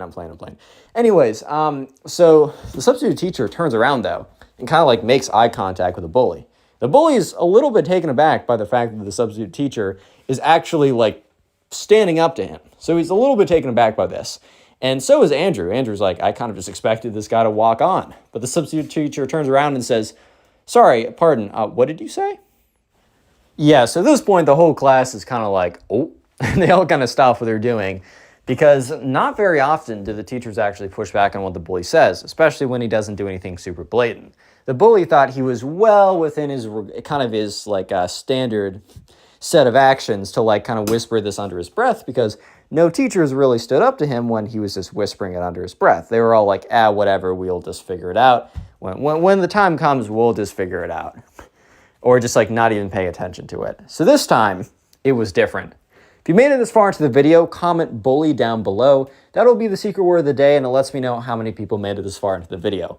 If you're watching on YouTube, make sure that you've left a like, subscribed with notifications on, and if you're listening to this on Spotify, which YouTube viewers, these episodes are on Spotify, make sure that you've gone to my podcast and rated it 5 stars, followed it with notifications on. And make sure also to answer the Q&A poll down underneath this story if you're listening. It's a very quick poll. It gives me some information about just, it's a good interaction, engagement, community thing. So make sure to fill out that poll / question, whatever it is down there. Anyways, though, so yeah, the whole class is like, oh, wow, okay, someone's pushing back. Like, okay, they're actually pushing back. Like, someone's like, it looks like this teacher is actually deciding to push back on what the spoiled kid bully guy is saying. So the bully's like, what are you going to do about it, substitute? You're going to tell the teachers? Well, guess what? And the bully goes on this pretty crazy tirade, which is actually really insane. And that's when the crazy twist is revealed after he goes on this crazy tirade. Yeah, real quick though, I'm going to throw on screen in a second some people who have commented that they binge watched the videos. If you don't know, the best way to support the channel, either on YouTube or Spotify, is to sit down and watch a bunch of my YouTube videos. So comment down below how many videos you've watched today, this week, whatever. I do appreciate it. Anyways though, so the bully is like, what are you going to do about it, Mr. Substitute? That's really all you are. And if you don't know, since you seem like you're new around here, whenever anyone, reports me, whenever I go too far and I'm reported, well, if it goes to my parents, they just throw lawyers at it and they don't believe it, right? It really doesn't matter to them. So what are you going to do? Tell a teacher, oh no, it's not like that hasn't happened before. It's not like that hasn't happened 1,000 times before. And guess what? Nothing has happened. Mr. Substitute, I'm going to make your life easy and I'm not going to cause a problem, even though I totally could. Just let me do what I'm doing. I'll let you do what you're doing, and we'll have a good day. So this is honestly, Andrew says, one of the first times the bully has been this freaking open about how he just kind of plays the system. Because a lot of the times the bully is just like, well, kind of, he doesn't want to be this open. Like, it's almost like he got too cocky and too confident to say his formula, to tell his secret sauce to everyone. Just a little bit too cocky, right? So anyways, that's when the substitute teacher says, you know, bully, I wouldn't be so confident if I were you. And this obviously, for a second, throws the bully off. He's like, what? And then he kind of regains his confidence, thinking that, oh, well, the substitute teacher probably thinks that, you know, he has more power than he actually does, probably thinks I can get away with a lot less than I actually can, and he's just saying this. But the substitute teacher would follow it up with something pretty crazy, and would definitely shock the bully a little bit, if not a lot. So at this point, the entire class is like, woo, like it's getting spicy in here. So the substitute teacher goes on to reveal a truth bomb, drops a bit of knowledge that no one else sees coming. So basically, and I bet none of you guys guessed it up to this point, the substitute teacher explains, he says, you know, I really don't need to do this job. Like, I'm in a situation where I'm very lucky. I'm allowed to do what I want. I decided to choose teaching because I find it to be the most fulfilling. I come from a family that has a lot of money. And at this point, everyone's like, what? Like, why is he saying this? And he says, like, yeah, my dad is a very successful and very prominent businessman. And he says, you know, he's allowed me to do whatever I think is best for me to do with my life, and I'm very grateful. It does not seem like you have the same gratefulness, bully. And the bully's like, okay. And that's when the substitute teacher says, so, wouldn't it be unfortunate if my dad, the number one, like, buyer of your dad's business, was to hear about what you were saying? At this point, the bully's like, he's like, uh-oh. So basically what the substitute teacher said is, like, the bully comes from a very rich family, but that's because, like, the dad owns a business. And the number one buyer, like a big buyer of this business, is the dad of the substitute teacher. And I don't know exactly how the substitute teacher figured it out. I think he maybe enough context clues. Remember when he was staring at the bully for a second, it wasn't just because this kid was, bullying some other kid, but it was also because he was, like, putting the pieces together in his head. And he must have checked the attendance sheet to look at the last name. He must have looked up a lot of information while everyone else was doing stuff. And that's when the bully's like, it doesn't matter. And he's like, oh, really? My dad and I speak almost every single day. And he's like, if I told, my dad is at a point in his life where he doesn't really care as much. He does this business because he thinks so. And, he has a lot of business components. He has a lot of suppliers. If I was to say that, he shouldn't do business with your dad's family, then, he really would. He really does trust my word on this, and it's not that big of a deal. So I can either do that, or you can apologize to the classmate that you were, going after. You can apologize to the classmate that you tripped. You can apologize to the whole class, because I'm assuming that this behavior is a constant. Am I right? And he turns to the class. And the class very sheepishly nods. They want to be like, yeah, just in case, the bully regains power or whatever, but they kind of agree. So the bully is very torn, because now his reputation is on the line. And he's like, fine. And he stands up. He's like, I'm sorry, everybody. Oh my God, how could I be so foolish? May I sit down now, Mr. Davenport? Mr. Davenport's like, yes, you may. At this point, the bully sits down. He's like, whatever, man. Like, okay, once the substitute teacher leaves, I can once again do whatever I want to do. And that's when the substitute says, and by the way, class, I'll be writing my number on the board. This is my personal number. If the bully ever does anything else bad to you guys, text me personally, and I'll make sure that my dad hears about it. And that's when the bully just, gets absolutely destroyed. Because his plan was just to be like, okay, well, once you leave, bud, I'm going to go back to what I'm doing. But now the bully was checkmated. If he did anything, it wouldn't be the teachers, it wouldn't be his parents. Well, it would be his parents, but indirectly. It wouldn't be anything else of the system that he had just perfectly kind of figured a way around. It would now be a checkmate that not even he, the grand master of his own bullying game, could get out of. We're going to call the subscriber who submitted the next spoiled kid story Gerald. So anyways, right, in the subscribers class, there was this spoiled kid. And this spoiled kid was the kid who, like, the spoiled kid who just never gets told no. This kid is always, like, the type of kid who's babied in every situation. His parents are like, oh, this is my sweetheart. And there's nothing wrong with, like, I don't know, liking your child. That's definitely not what I'm saying. But what I'm trying to say is that, like, I don't know, like, a little bit too much, like, way too much on the babying side. And honestly, man, like, sometimes you got to set boundaries for your kids. You can't let your kids set boundaries for you. You already know how it is. So, yeah, sure enough, right, the subscriber, there's this kid in his class who we're going to call the spoiled kid. And all you really got to know is this kid is, like, super just, like, entitled and spoiled and has basically never been told no in his life. So this kid also, the spoiled kid, also really loves Minecraft. Minecraft is a pretty cool game. I'm a big fan of Minecraft myself. I mean, Minecraft is like one of the games I grew up on, one of the games I played a lot over the 2020 period. Obviously, the background for basically every single one of my videos. And while it's been a second since I've logged on to play it, some of this gameplay is a little bit old. I'll be getting fresh gameplay soon. Just give me a second. It's still a really great game, and there's nothing wrong with liking Minecraft. I think it's a great game. However, it just happens to be that this spoiled kid is also hyper obsessed with Minecraft in like a unhealthy way.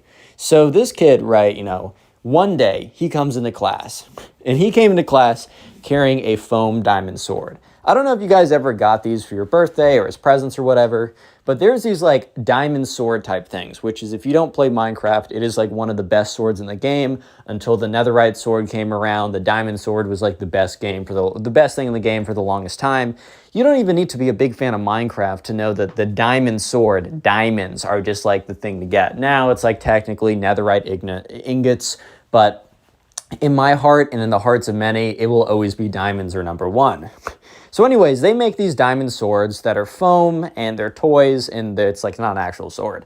But one day the spoiled kid brings in this diamond sword into class.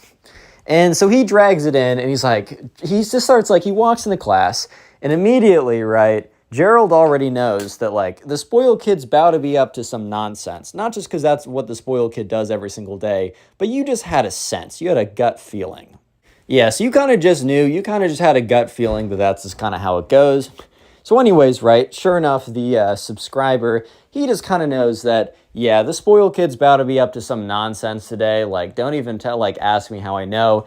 These are my freaking spidey senses. The sixth sense is telling me that, yeah, the spoiled kid's about to do something stupid today. He's about to do something ridiculous. Something pretty crazy, I already know. So anyways, the spoiled kid comes into class, and so the teacher's trying to teach class, as usual, and all of a sudden you hear a smack, smack, smack. You look over, and the spoiled kid is literally smacking some other kid with his foam diamond sword. And look, don't get me wrong, it's a foam diamond sword. So he's not about to be cutting some kid in half like this is some horror movie or something, right? He's just slapping them with the foam sword, which is literally bending on impact. But it's still kind of annoying because the spoiled kid's slapping pretty hard. And the kid's like, stop.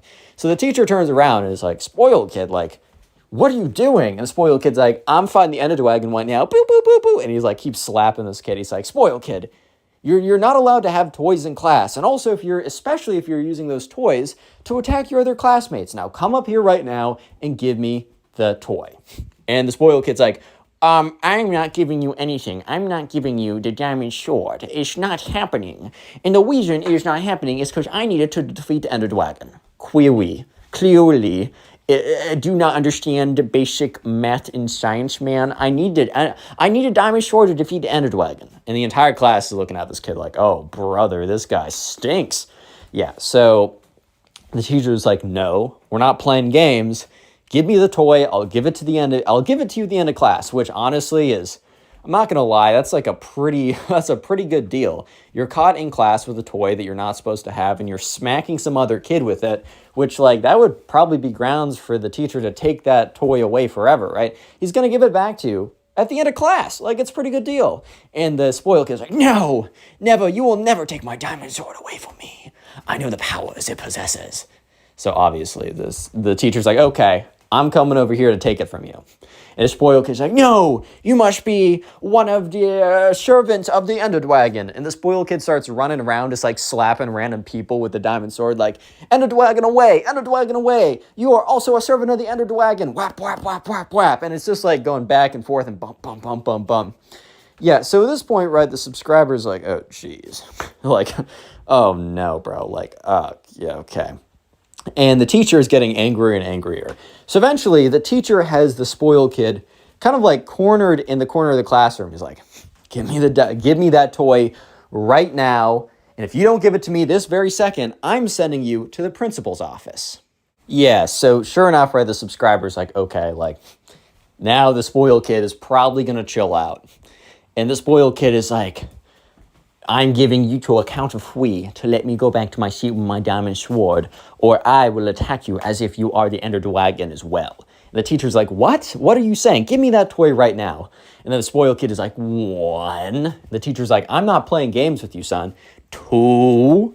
And the spoiled kid's like, don't make me do this, teacher. And the teacher reaches in to grab the diamond sword. And the spoiled kid's like, Fwee! And so the spoiled kid, his plan was just to hit the teacher with the diamond sword, which would have probably got him in a lot of trouble, even more than he already was about to be in.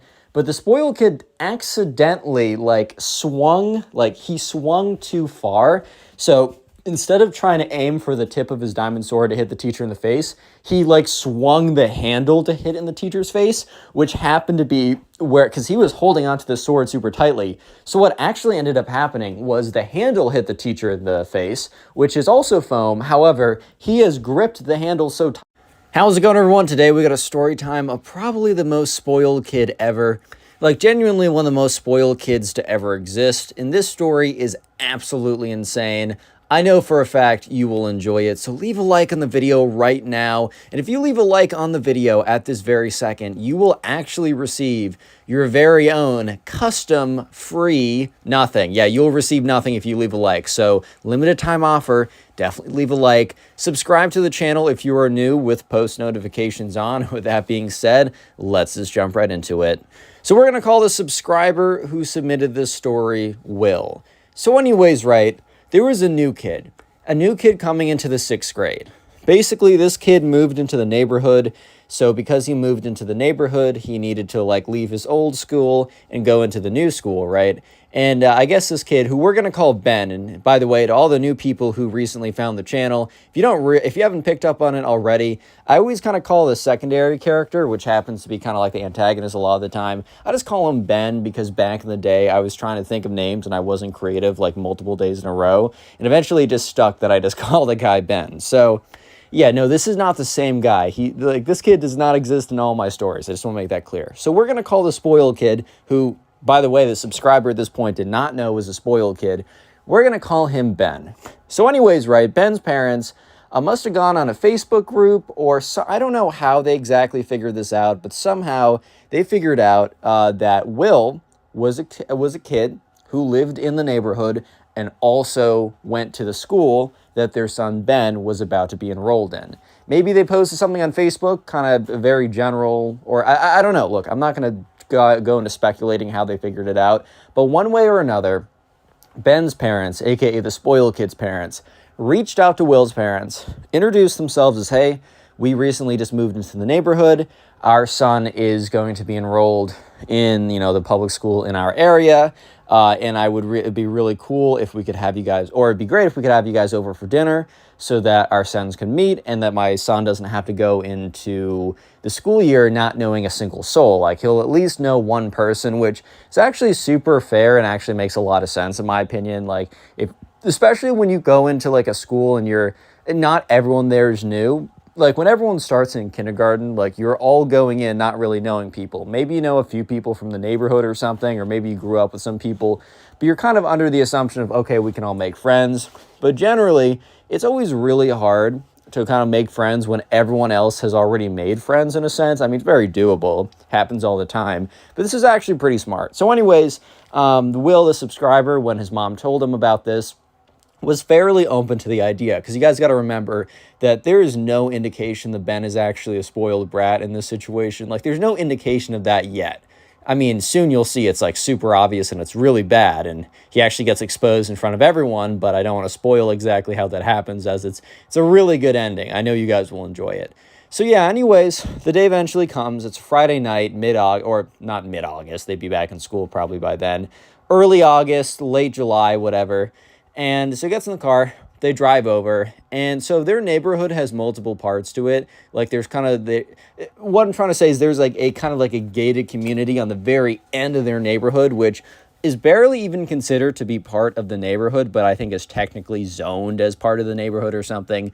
But Will, the subscriber, has literally never even been in this area before, because you need like a key card to get in, and to have a key card, you need to be a resident, or you need to, like, if you have a residency there, you need to like submit an application for like, I don't know, a relative or someone who frequently visits your house to get a key card. Like, it was super, super selective, and it was a super, super expensive neighborhood.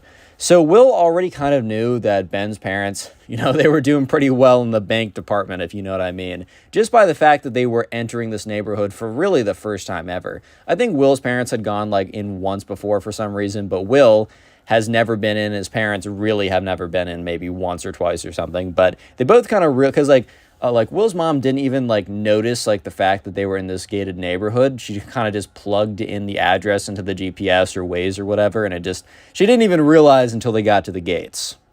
Anyway, so when this happens, they arrive at the gates, and then they realize, oh wait, we don't have a card or anything to get in. So normally in these situations, I think you can just call a resident, which is what they do when they get in. I don't know if this is universally true, but I know at least in this situation, and probably in other situations, if you call a resident, like, you don't need a key card, like, I bet, because like residents are going to have random people pull up to their house. Like, this is a very common situation. You have friends pull up who aren't in the neighborhood. They got to get in somehow. So anyways, so they get there, and what's his name? Will's mom was like, oh shoot, like, I didn't even realize that they were in this neighborhood. So she picks up the phone and calls Ben's mom. Thankfully, Ben's mom must have just been on her phone or had her phone nearby, because she picks up immediately and is like, hey, like, how's it going? Like, arrive here good? And she's like, oh, we just made it to the gates. And Ben's mom's like, oh my God, I'm so sorry.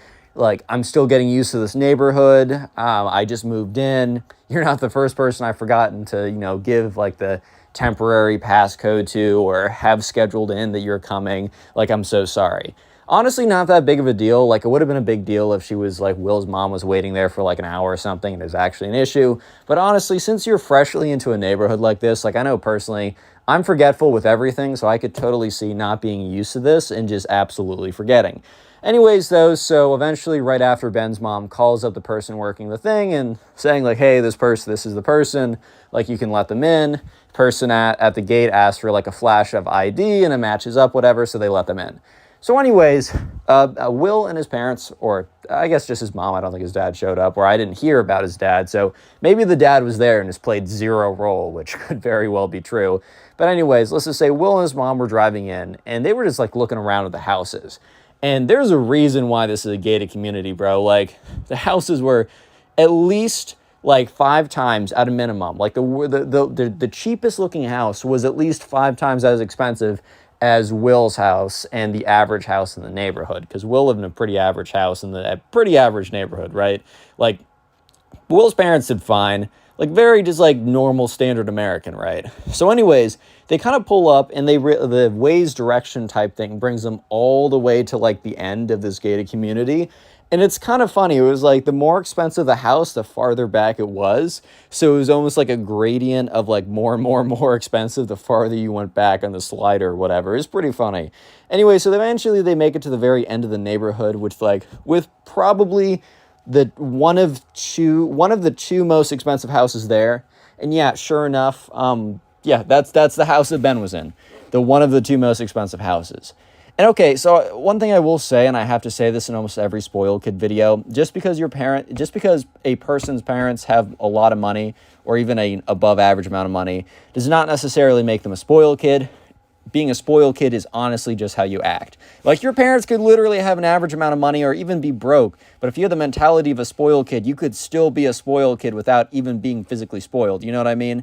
Anyways, though, so Will kind of makes a remark to his mom real quick, being like, whoa, this is actually a crazy house.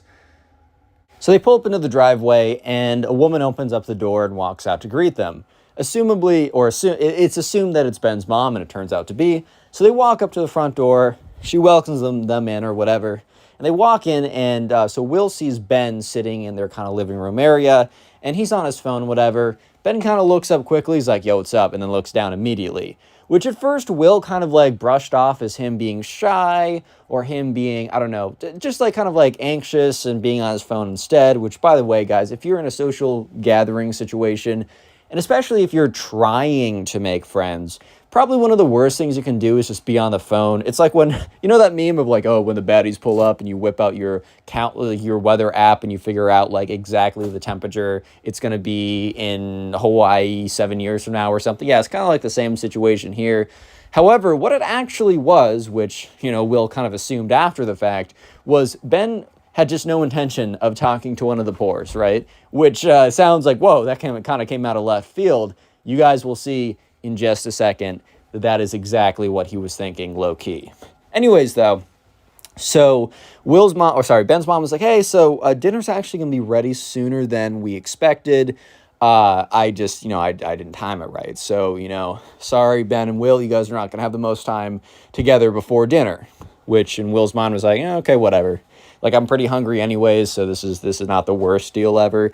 So he sits down on the couch. Actually, he sits down on a chair across from the couch. And Ben's mom and Will's mom both go into the kitchen. I don't know what they're talking about, but what's important now is what Will and Ben are talking about. So Will's like, what's up, man? Like, how's it going? Like, what's your name? He looks up and he says, Ben, and then looks right back down at his phone. Will's like, in his head, he's like, okay. This is not the greatest start, but maybe he's just really nervous. But Will kind of deep down realized or just thought that wasn't the case. Because, yeah, he was on his phone, which is kind of a sign of, like, not wanting to interact, which could be, like, if you're nervous or whatever. It's definitely a very easy cop-out. But the rest of his body language indicated kind of a very calm, collected, not nervous. Like, he wasn't, like, fidgeting his leg. He wasn't, like, kind of shrunk. Like, he was very much, like, his body language showed that, like, felt like he was in control of the situation. Obviously, I can't read this kid's mind, but as you'll see in a second, it's pretty likely that this kid very much just didn't feel like talking to Will, and that this whole thing that was constructed just on Ben's mom's idea and definitely not Ben's idea. Anyway, so they have a little bit of a conversation, but it is such a brutally forced conversation. Like, Will is like, so, where did you live before? And Ben would answer in, like, literally just, like, one word response, or I guess, like, one phrase. Like, they wouldn't even be full sentences, just be like, Louisiana or Nebraska. He'd just say like one location, whatever.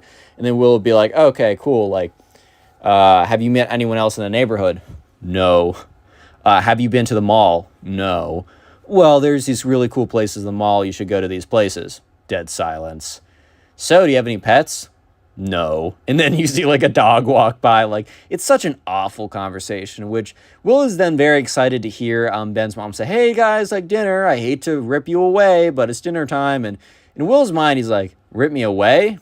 Like, bro, you're not ripping me away from anything. Don't worry about it. Like, literally, don't worry about it, dude. You're good. I'm not being ripped away from anything. Yeah, so anyways, right, they eventually make it to the table. And they sit down, and Ben's mom and Will's mom actually have pretty decent chemistry. Or at least, like, I don't know, I feel like moms might hate each other, but even if they hate... Okay, let me rephrase that. Even moms that hate each other and have nothing in common can seem the most excited to see each other. Like, I swear, it's like, oh, like, a mom might be like, oh, I really don't like this mom. And they see each other, they're like, oh my God, it's... Blah, blah, blah. Like, I swear that actually happens so often. So I don't really know how much that... I honestly don't know how much that has to say. But, yeah, there's zero chemistry between Will and Ben. So anyways, they sit down, and it's a pretty nice meal. I mean, it's kind of what you expect at this point. It's a fairly nice meal. And they kind of sit down, they're talking, whatever. And so Will's mom is kind of doing the very standard mom thing in the situation, asking Ben a lot of questions, which, as she should. Like, it makes a lot of sense. The conversation should now be about Ben, right? It just makes a lot of sense for that to happen. Anyways, though, so Ben is just not really responding. Like, he is ducking half the questions, giving really crappy responses, kind of the same quality of responses as Will. well, or to Will, like that he gave to Will, but for some reason it was almost somehow worse. Like he would actually just like towards the end, he would just like stop. And by the way, I mean like a couple minute period towards the end. Towards the end of a couple minutes of like Will's mom asking questions, he would just straight up like not answer them. And Ben's mom would very like awkwardly be like, "Oh, haha, yeah, Ben, blah blah blah." Like like she'd be like, "Oh, like how did you like the school you're at before?" or something like that. And Ben would just look at her and then look down at his food and take a bite. And Ben's mom would be like, yeah, no, he loved it. Like, it would just very awkwardly come in at the very apparent, like it's very apparent that that Ben was fading these questions. And Ben's mom had to, like, step in. And, like, the dynamic was getting weirder and weirder by the moment. But what you're about to hear is actually insane. Like, this is, like, up until this point, the story has been kind of whatever. Or, I mean, if this was the only bit of the story, like, kid is kind of a jerk and he's rich, then no, I wouldn't tell the story. It just wouldn't be good enough to tell on the channel. But this is like going full mask off. Ben actually, I think, has a complete lapse of judgment for what he's about to do. It's actually insane. Anyways, though, so Ben eventually, after being asked another question by Will's mom, which, yeah, Will's mom was being a little insistent. She was being persistent, like she was, I don't know, like true, fair. But at the same time, like, what do you expect, man? Like, genuinely, what do you expect here? So that's when Ben turns to his mom and is like, "Mom, I'm done interacting with the pores for the night. You talk from now on out." And it just, you could hear a needle drop in the room. It goes dead silent. Yeah, so anyways, right, dead silent. And at this point, Will is just like, it's like, oh my God, okay. Because, like, Will really wasn't contributing that much to the conversation. He was just like, whatever at this point. And then it's just like, what? He said, what? So at this point, Ben's mom just, like, freezes. And you can tell that her demeanor completely changed from, like, hey, guys, whatever, this can be so awesome, this can be so great, to, like, damage control mode activated, beep, boop. You know what I mean? So, yeah, it's just, like, dead silent for a second. And Will's mom, it kind of has a feeling of a mix of, like, majorly offended, which makes sense, and then also a mix of, I definitely heard that wrong, which also makes sense. I feel like if I was in this situation, I'd be like, oh yeah, he probably said something else. Like, realistically, he definitely said something else. Like, he didn't just come on and just turn to his mom and be like, yo, I'm not talking to the pores anymore, referring to me, right? Yeah. No. That definitely just didn't happen, but I heard it with my ears, and last time I checked my hearing, it was pretty good. Yeah, so they were kind of in a very tense situation. Instead of, so I think there have been, like, a few other situations where a spoiled kid has spoken out and, like, said something insane, and a parent has tried to make up for it by being like, oh, hi, isn't my son so funny? Haha. No. In this situation, the mom kind of realized that there's no damage control that she could have done. Maybe because it was so clear what he said that she couldn't, and it was such a non-joking, clear tone that really obviously, like, she couldn't, like, maybe she thought she couldn't get herself out of it, but maybe also because in the past or something, when she's tried to clean it up, the spoiled kid has, I don't know, gone ahead and said, like, no, like, I actually meant that, screw the pores, I own you all, or something like that. I don't know. Anyways, so for some reason, the mom's like, hey, Will and Will's mom, could I talk to you for a second in the living room? So very weird. They all get up from the dinner table, besides Ben, who's on his phone. So she's like, look, I was really hoping that my son would be in a better mood today. Obviously, he's not. He's been under a lot of stress from moving. I know what he just said, but please. And then she turns to Will. Ben's mom turns to Will and is like, please, next week, or maybe a couple weeks, I don't know exactly, whenever they're going back to school, please do not bring this up to new people. I'm going to make sure he's ready and good by the time he gets there. I'm going to de-stressify him. I'm going to make sure he doesn't... I just want him to go in with a clean slate. You don't have to be friends with him. You don't have to hang out with him. I was really hoping tonight would go different. But the only thing I ask is just please don't tell people about this. She's like, I'm so sorry. Like, you know, my son has a lot of developmental issues. Or, like, a lot of, like, issues. I don't know exactly what classified. But, dude, if you're calling people pores, like, you definitely have issues, right? So she's like, my son's got a lot of issues. Something we're working on. Please, just, like, you can choose to leave now or finish your meal. I don't really care. Just please don't talk to people about this. So anyways, Will's mom turns to Will and says, like, okay, like, Will, let's go back to the table. Let's finish our meal and then we'll go back home. And Will's like, okay. So they go back to the table. It's very weird. And they finish up their meal. And as they're leaving, Ben's mom is like, Will, please take it to heart. Please don't tell anyone. I just want my son to have a chance. He obviously wasn't ready yet, but he will be in a couple weeks. And Will is not a fan of Ben, doesn't like Ben, and really doesn't like what he said to his own mom, like very offensive. But Will also is like, I don't want to make a problem for this kid. Obviously, like, even if it's the mom's fault that this kid turned out this way, it seems as if she's trying to turn things around. So I'm not gonna be that guy, make things more difficult. So Will's like, yo, you got my word. I'm not gonna be the one who says anything. And then he also says, look, if your son says stuff at school, I'm not going to stop the rumors. I'm not going to lie about them, but I will specifically, and he was very clear, I will specifically not mention this. And she's like, oh, that's all I ask. Thank you so much. Anyways, right, so Will and his mom get back in the car, and they kind of just have a conversation about how insane that interaction was. Just kind of how ridiculous that whole thing was. And she's like, wow, that kid just called us pores. And Will's like, yeah, I know. And she's like, so, like, are you going to, like, tell people about that interaction when you get back to school? Will's like, as much as I kind of want to, because it's a really funny story, no, because I did specifically tell that mom I'm not going to. Will's mom's like, look, I recommend, I do recommend that you don't do that because you did give that woman your word. However, look, she's like, I'll be straight up. I'll turn a blind eye, like, if you do something. Will's like, okay, I'm not going to be doing anything, but okay, cool. So anyways, let's jump ahead towards when they go back to school.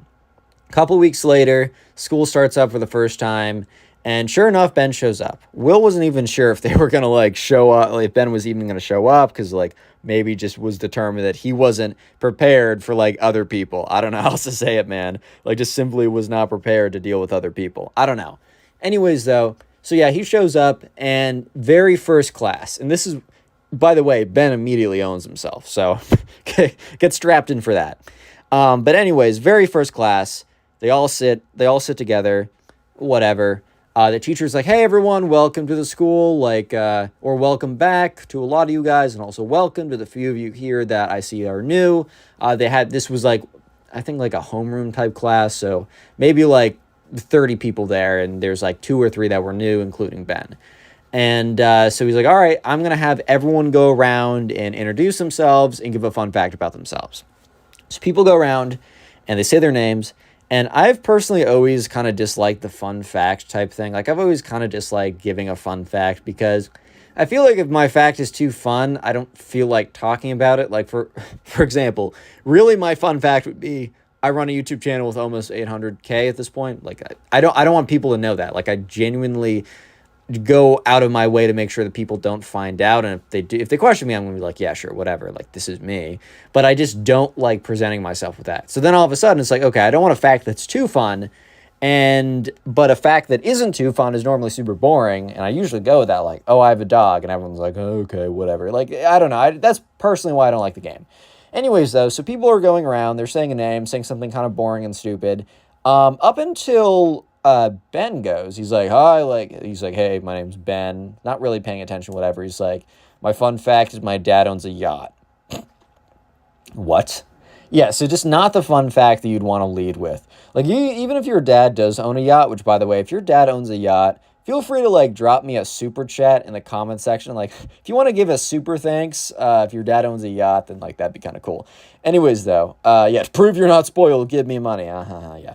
Anyways, though, so, yeah, sure enough, people are kind of, like, a couple people, like, gave a little bit of a laugh, like, but then people realized he was dead serious, because he wasn't like, haha, yeah, whatever, I'm joking, guys, or he didn't say it in a joking manner. People slowly realized, oh, this kid's being legit. So in just a second, Ben is about to expose himself to everyone in the class, and it's actually really funny that he couldn't even last a day.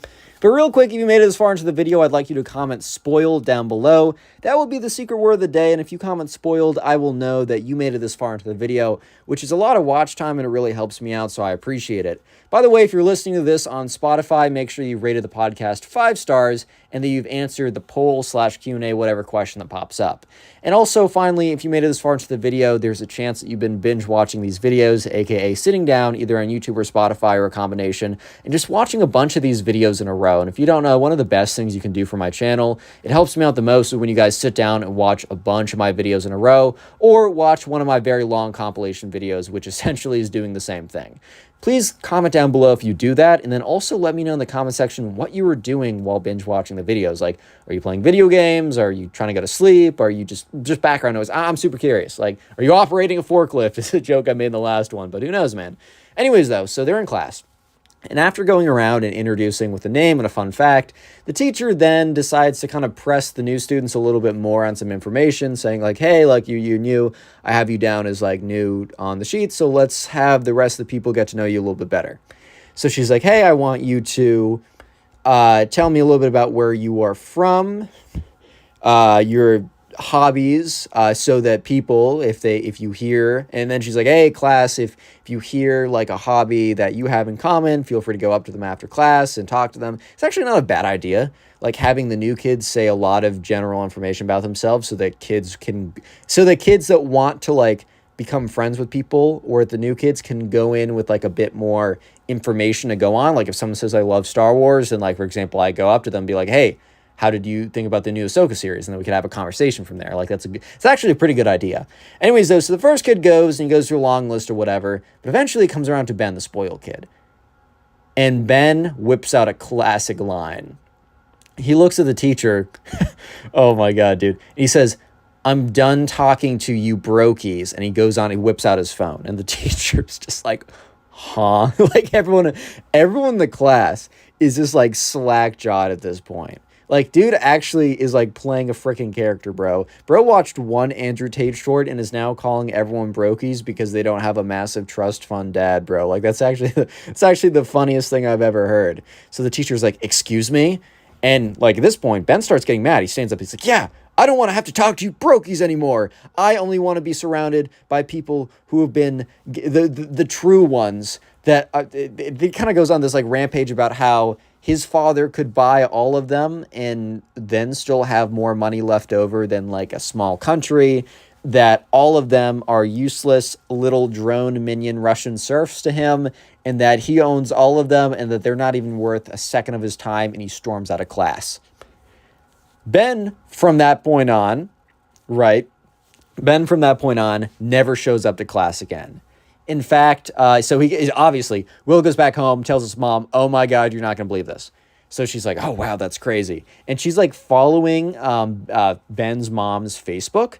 And about a month later, sees a new post from Ben's mom's Facebook. Like, just moved in. And it's a photo of an entirely new house in an entirely new neighborhood in an entirely new state. Literally, her son lasted one day before basically, or really like 2 minutes before having a breakdown because he's around the pores too much. And they moved to a new state to try this all over again. And I honestly wouldn't be surprised if he pulled the same shenanigans at this new school and immediately dropped out 1 second in because he smells broke around him. Yeah, moral of the story is don't be a spoiled kid. Leave a like on the video right now and help me out and watch another video like the one on screen. And peace.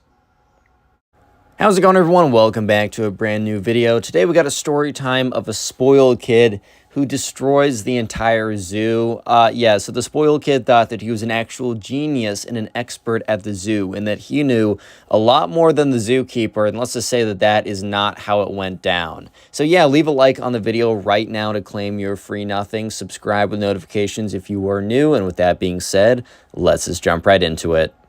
So we're going to call the subscriber who submitted this story Kevin. Anyways, so Kevin and his class were going on a school trip to the zoo. This was a trip that like the 7th grade always went every single year, so Kevin and his friends were pretty excited. Kevin always did like the zoo, and he like would go with his parents, and he just was pretty excited to go with the boys, right? So they're riding over, and as they're riding over, Kevin's sitting with his friend, we'll call him Ben, and the teacher's going around saying, all right, class, we're making it pretty close to the zoo, so I just want to go over a few things. Like, first of all, like, make sure to stick with your buddy. Second of all, remember we have a lunch break at 12, so you'll have to like just make sure that you're there for that. And also, finally, do whatever the zookeeper slash tour guide tells us to do. We are guests in their house, and they definitely know better than us. So if they tell you to do something, you just got to do it. I really don't care if it doesn't make sense. You just got to do it. A little bit of foreshadowing for later on. But anyways, all these rules made a lot of sense to Kevin, so he was like, yeah, of course. And eventually they pulled up to the zoo. They all got out in kind of a single file line, and the tour guide was waiting for them at the entrance. Anyway, so Kevin and all of his classmates are led over by his teacher.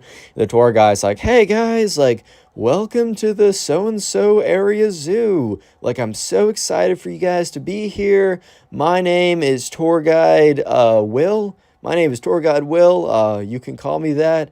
And yeah, before I let you guys go off into the zoo area, we got to have a little bit of a safety demonstration beforehand. I promise you it's going to be nice and quick. So just come on into the visitor center. We'll step over to the side and we'll go over it quickly. So anyways, right at this point, Kevin's pretty excited and he's just kind of goes on in with the rest of the class because he knows after this kind of safety demonstration, he's going to be able to go around the zoo and meet all the cool animals. Kevin, though, overhears this kid, who we're going to call the spoiled kid, be like, he's talking to this other kid and be like, well, actually, I am an expert in zoo and everything zoology. One might say that I'm actually an expert in this field, which, like, bro, you're literally in 7th grade. You're an expert in nothing besides maybe Fortnite and, like, fumbling girls. I don't know, bro. That's at least what I was in 7th grade. I mean, you guys probably know my stories of me in 7th grade committing the most heinous acts of just the most heinous acts of simp ever, and just the most fumbling of all time.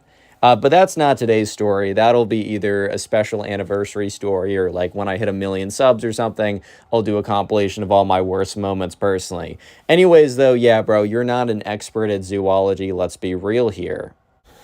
Anyways, right, so they all walk into the auditorium type place, or the kind of like the visitor center type place. And so they walk in there, and so the tour guide's like, all right, guys, gather around. We just have to go over something really quick, just the rules you have to follow when you're in the zoo, and then I'm going to let you guys free. Your instructor reminded me to tell you that you all got to be back here at 12. There are big clocks all around the zoo, and you can always ask any ranger or any zoo worker for the time. Just got to make sure you're back here in this visitor center by 12 for your lunch. There's also maps that are kind of placed all around, and it'll tell you where you are, and you probably won't be getting lost around here. It's not too big of a zoo as well.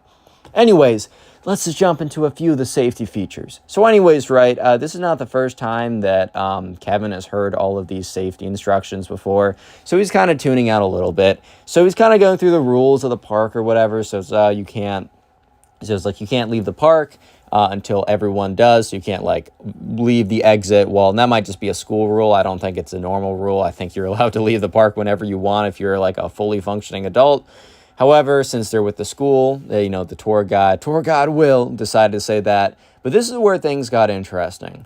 So tour guide Will is like, all right, guys, so you also might have brought snacks with you. You can also buy snacks here. But a really, really important rule is you guys cannot be feeding the animals. You guys cannot be feeding the animals at this park. You can't be taunting them with the food. You can't be throwing the food in there. You can't not be handing them the food. You can't do any of that under any circumstances. The only people who are allowed to feed the animals are the park staff here. Is that understood, everyone? Let me hear a I understand, Park Ranger Will. And you hear this kind of mumbling of, I understand, Park Ranger, I don't know, like all the kids saying it at once, right? But one kid did not say anything. One kid, instead of responding, crossed his arms. And that was the spoiled kid, who is apparently a zoologist. He was an expert in zoo studies. He actually is more knowledgeable than the park ranger, and anyone else on the planet has not even a speck of knowledge compared to his vast quantity of information stored in his cranium about zoo and zoology. Yeah, so anyways, right, the park ranger Will was about to go on to the next thing he was going to say, whatever that was. Maybe there's just another rule or something, but more maybe he was just about to let them go. But that's when the spoiled kid raises his hand, and the park ranger, not really expecting any questions because it's been pretty straightforward so far, but is always open to questions, is like, yeah, a little guy in the back, what's up? And it was the spoiled kid, and the spoiled kid says, well, actually, what happens if I want to feed the animals? And the park ranger's he's not stunned, like he's too stunned to speak. No, he's just like didn't respond right away because I don't know. It's just kind of like if your question is someone says you can't do something and then you say, well, but what if I want to? Well, bro, you probably were gonna like probably the reason you feed the animals in the first place is because you want to feed the animals. It's not like one of the lions has like like a gun to your head and that's why you're feeding the animals. Like, bro, you're clearly feeding the animals because you want to. So yeah, of course, dude. Like, yeah, I get like, of course you're gonna. That's why you want to do it. So that really wouldn't change anything, man. Oh, like you can't rob the store. But, officer, I really want to. Oh, well, then go ahead. You should have just said that. Like, bro, obviously that's not going to get you out of it. And what planet, like, literally, what planet does that make any sense at all? Anyways, though, so yeah, sure enough, the subscriber kind of just is like, bro, what? And some of the other kids are, like, not paying attention, but the kids that are paying attention are kind of like, I don't know. I think they're laughing a little bit because it's like kind of a funny response, even though they didn't realize the spoiled kid was completely serious in his response.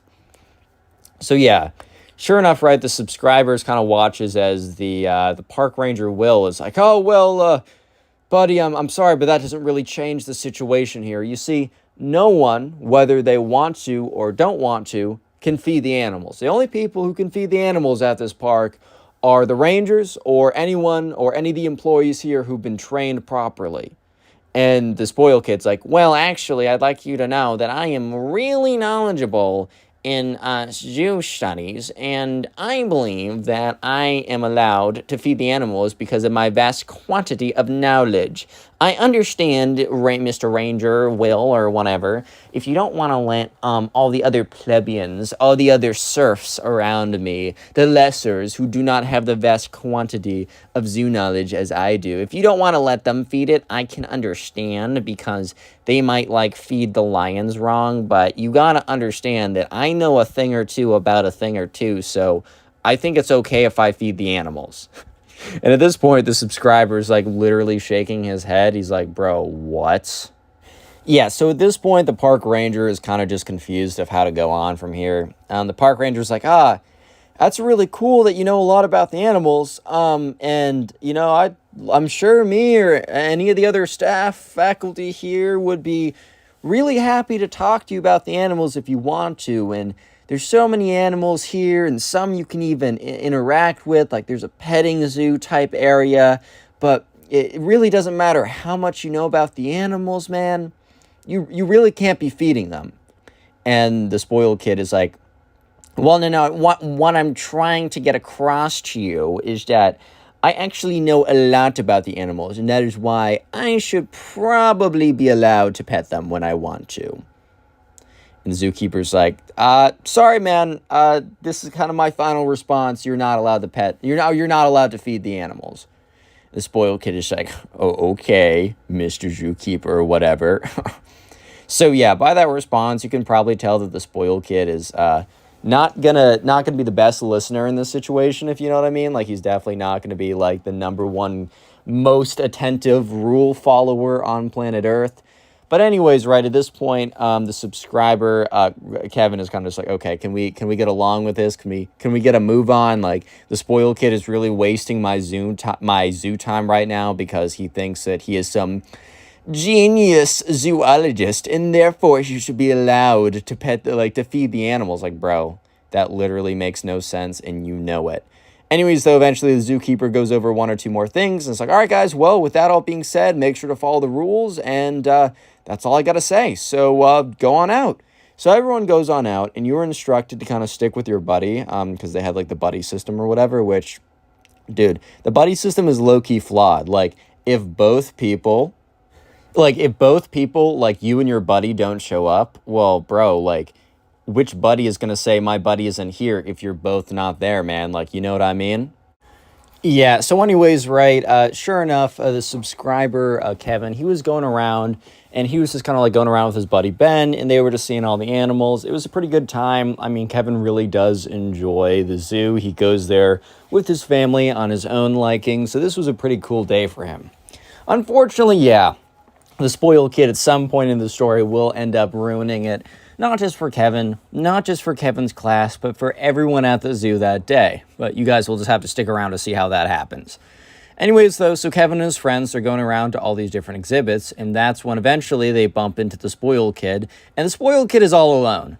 So the spoiled kid did have a partner, but as you guys can probably already guess, the spoiled kid almost immediately abandoned his partner because, his partner couldn't keep up with his sophisticated zoo IQ. His zoo intelligence quotient, it's off the charts. Doctor, it's off the charts. I didn't think this could be possible. I didn't think this could be real. Yeah, so the spoiled kid kind of just wandering around by himself, which he's already going to get in trouble for that, but he might be getting in trouble for a lot more. You'll just have to stick around and see for that. So anyways, right, sure enough, the subscriber, Kevin. Will is the name of the guy. I forgot his name. Anyway, so yeah, so Will sees this and he kind of looks over at Ben. He's like, yo, dude, we got to go the other way. Because they're just not trying to get involved in the spoiled kid shenanigans. Like, he can do what he wants on his own accord. He can waste his own time. He can be like an idiot by himself. But bro, it would be a crazy statement to say like, for us to get involved in your buffoonery too. Like, it would just be a ridiculous thing for Kevin to waste his precious zoo time because he loves the zoo and he never really gets to go. I mean, he gets to go sometimes, but like once or twice a year max. So he's not going to the zoo every weekend, you know. He's not wasting his precious zoo time entertaining the fantasies and buffoonery of freaking the spoiled kid, bro. Like, it just is simply not happening. So anyways, Kevin motions to Ben for them to go the other way, and unfortunately, they're too late. The spoiled kid is like, Kevin, I challenge you to a duel. And Kevin, like, turns around and is like, what? Like, you challenge me to a duel? Like, bro, literally, what are you even saying right now? And the spoiled kid's like, I challenge you to a duel in zoo intelligence. And, here's the thing. Kevin kind of does know a thing or two about, like, zoo animals, but he doesn't, like, study it. It's not like Kevin goes home every night, opens up his zoology textbook, and just absorbs all the information, literally putting the zoology textbook under his pillow so that he can absorb the information better. Like, dude just casually knows a thing or two, and he just likes hanging out with the animals. Like, he really is just mostly an outdoor kid, and that's why he likes the zoo.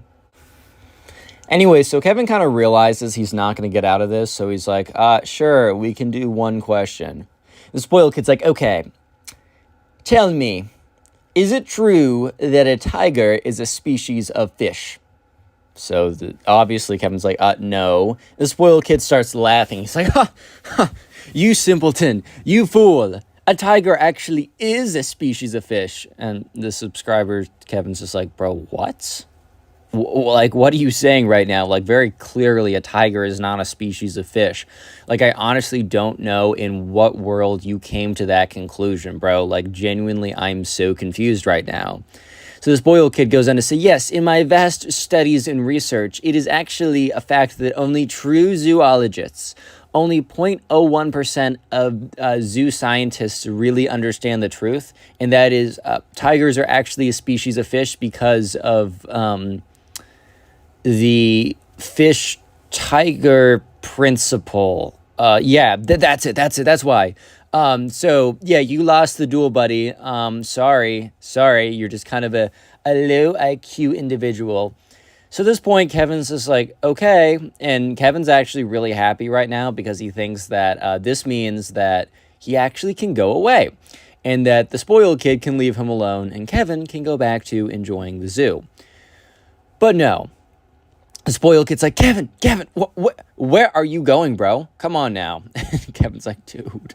Kevin's like, hey, man, maybe you should go find your partner. Like, I'm pretty sure Miss Davenport's going to be really upset if you go back in like an hour and, you know, you're not with your partner, because we all got to be buddied up with the buddy system.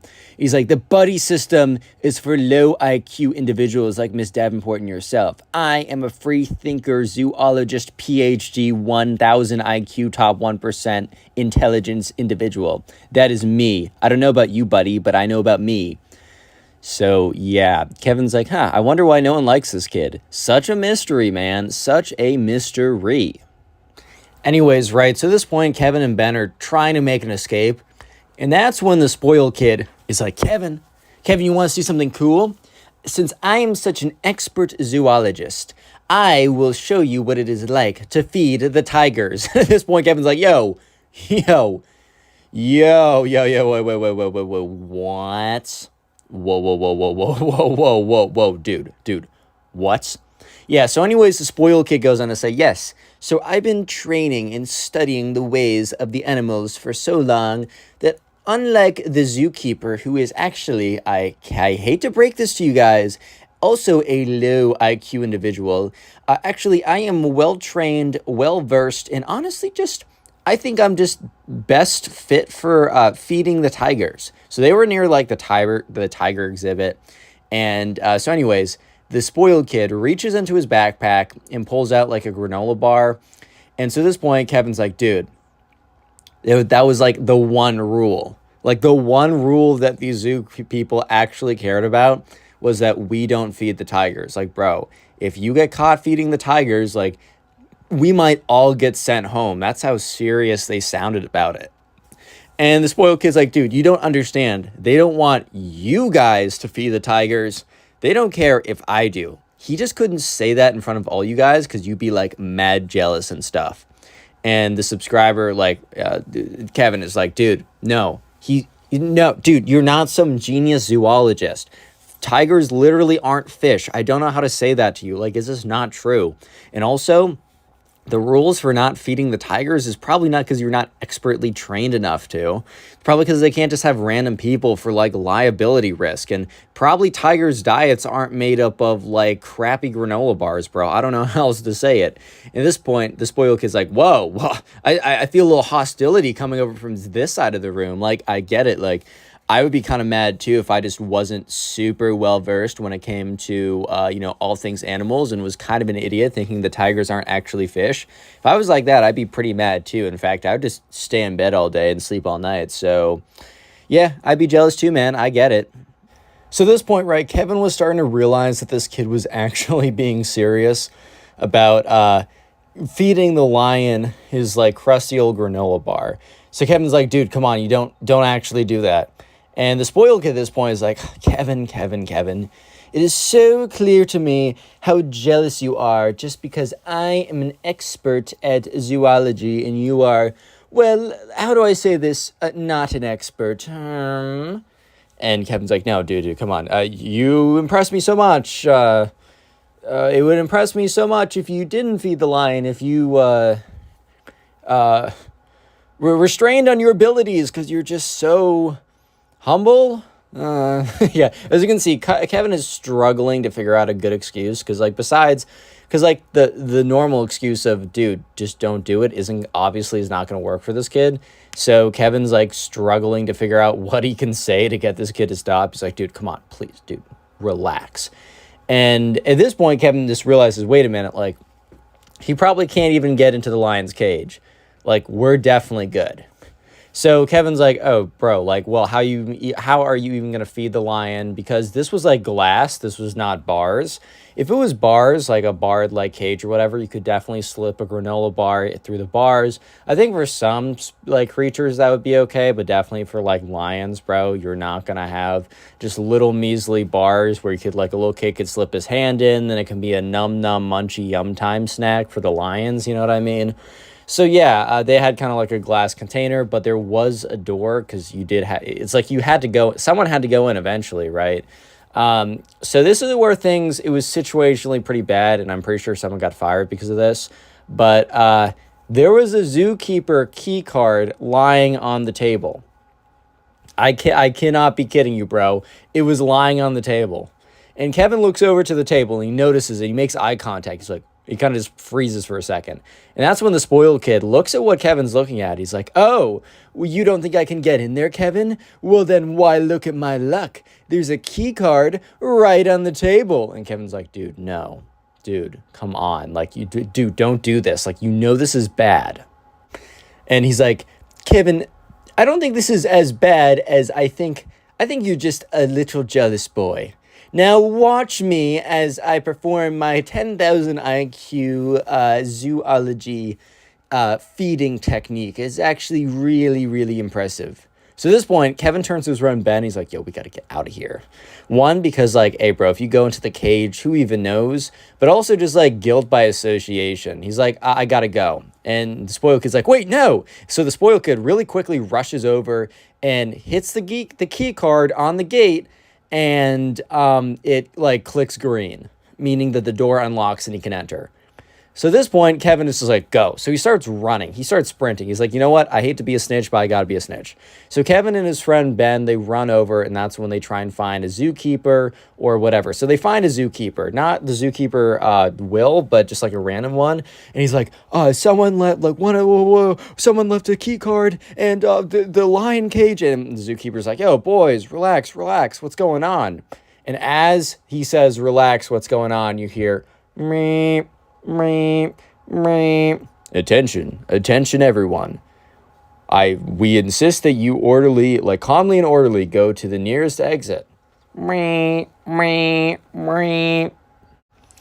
as that's going on, the zookeeper gets not a notification, but like a noise that someone's trying to talk in the walkie-talkie, right? So he picks it up, he's talking, and the subscriber watches as the zookeeper's face just goes pale, bro. The zookeeper's face just goes pale. Real quick, if you made it this far into the video, I want you to comment zoo down below if you're on YouTube.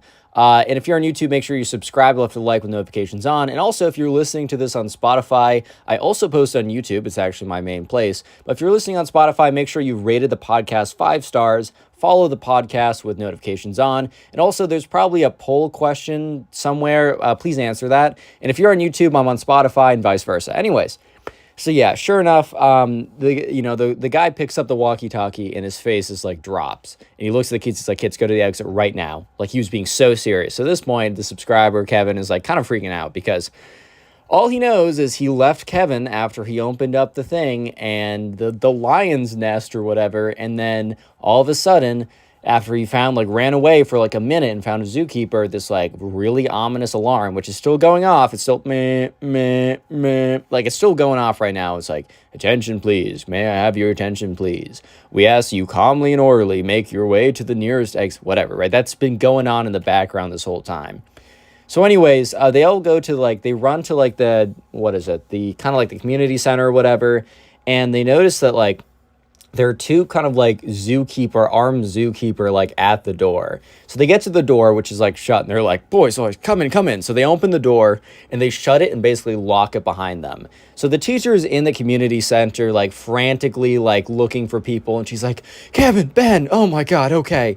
All right, you're all now accounted for. So when Kevin hears this, you're all now accounted for, that means that, how do I put this, bro? That means sorry, I just got a notification from PewDiePie with him and his kid. Dude, that's so wholesome. That's so cute.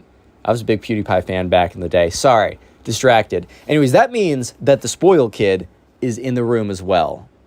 Yeah, so anyways, right, Kevin and Ben, they walk up to see the spoiled kid. The spoiled kid is just standing there, dead silent. He's no longer parading around, bragging about how he has the highest zoo IQ ever, and that everyone else is just a little pleb. They don't understand anything because his zoo IQ is actually off the charts. And you guys simply wouldn't... There's no more of that, bro. There's literally no more of that. He's just dead silent, looking like he saw a ghost. So Kevin's like, dude, what happened? And yeah, the spoiled kid is completely mute. He's not saying anything.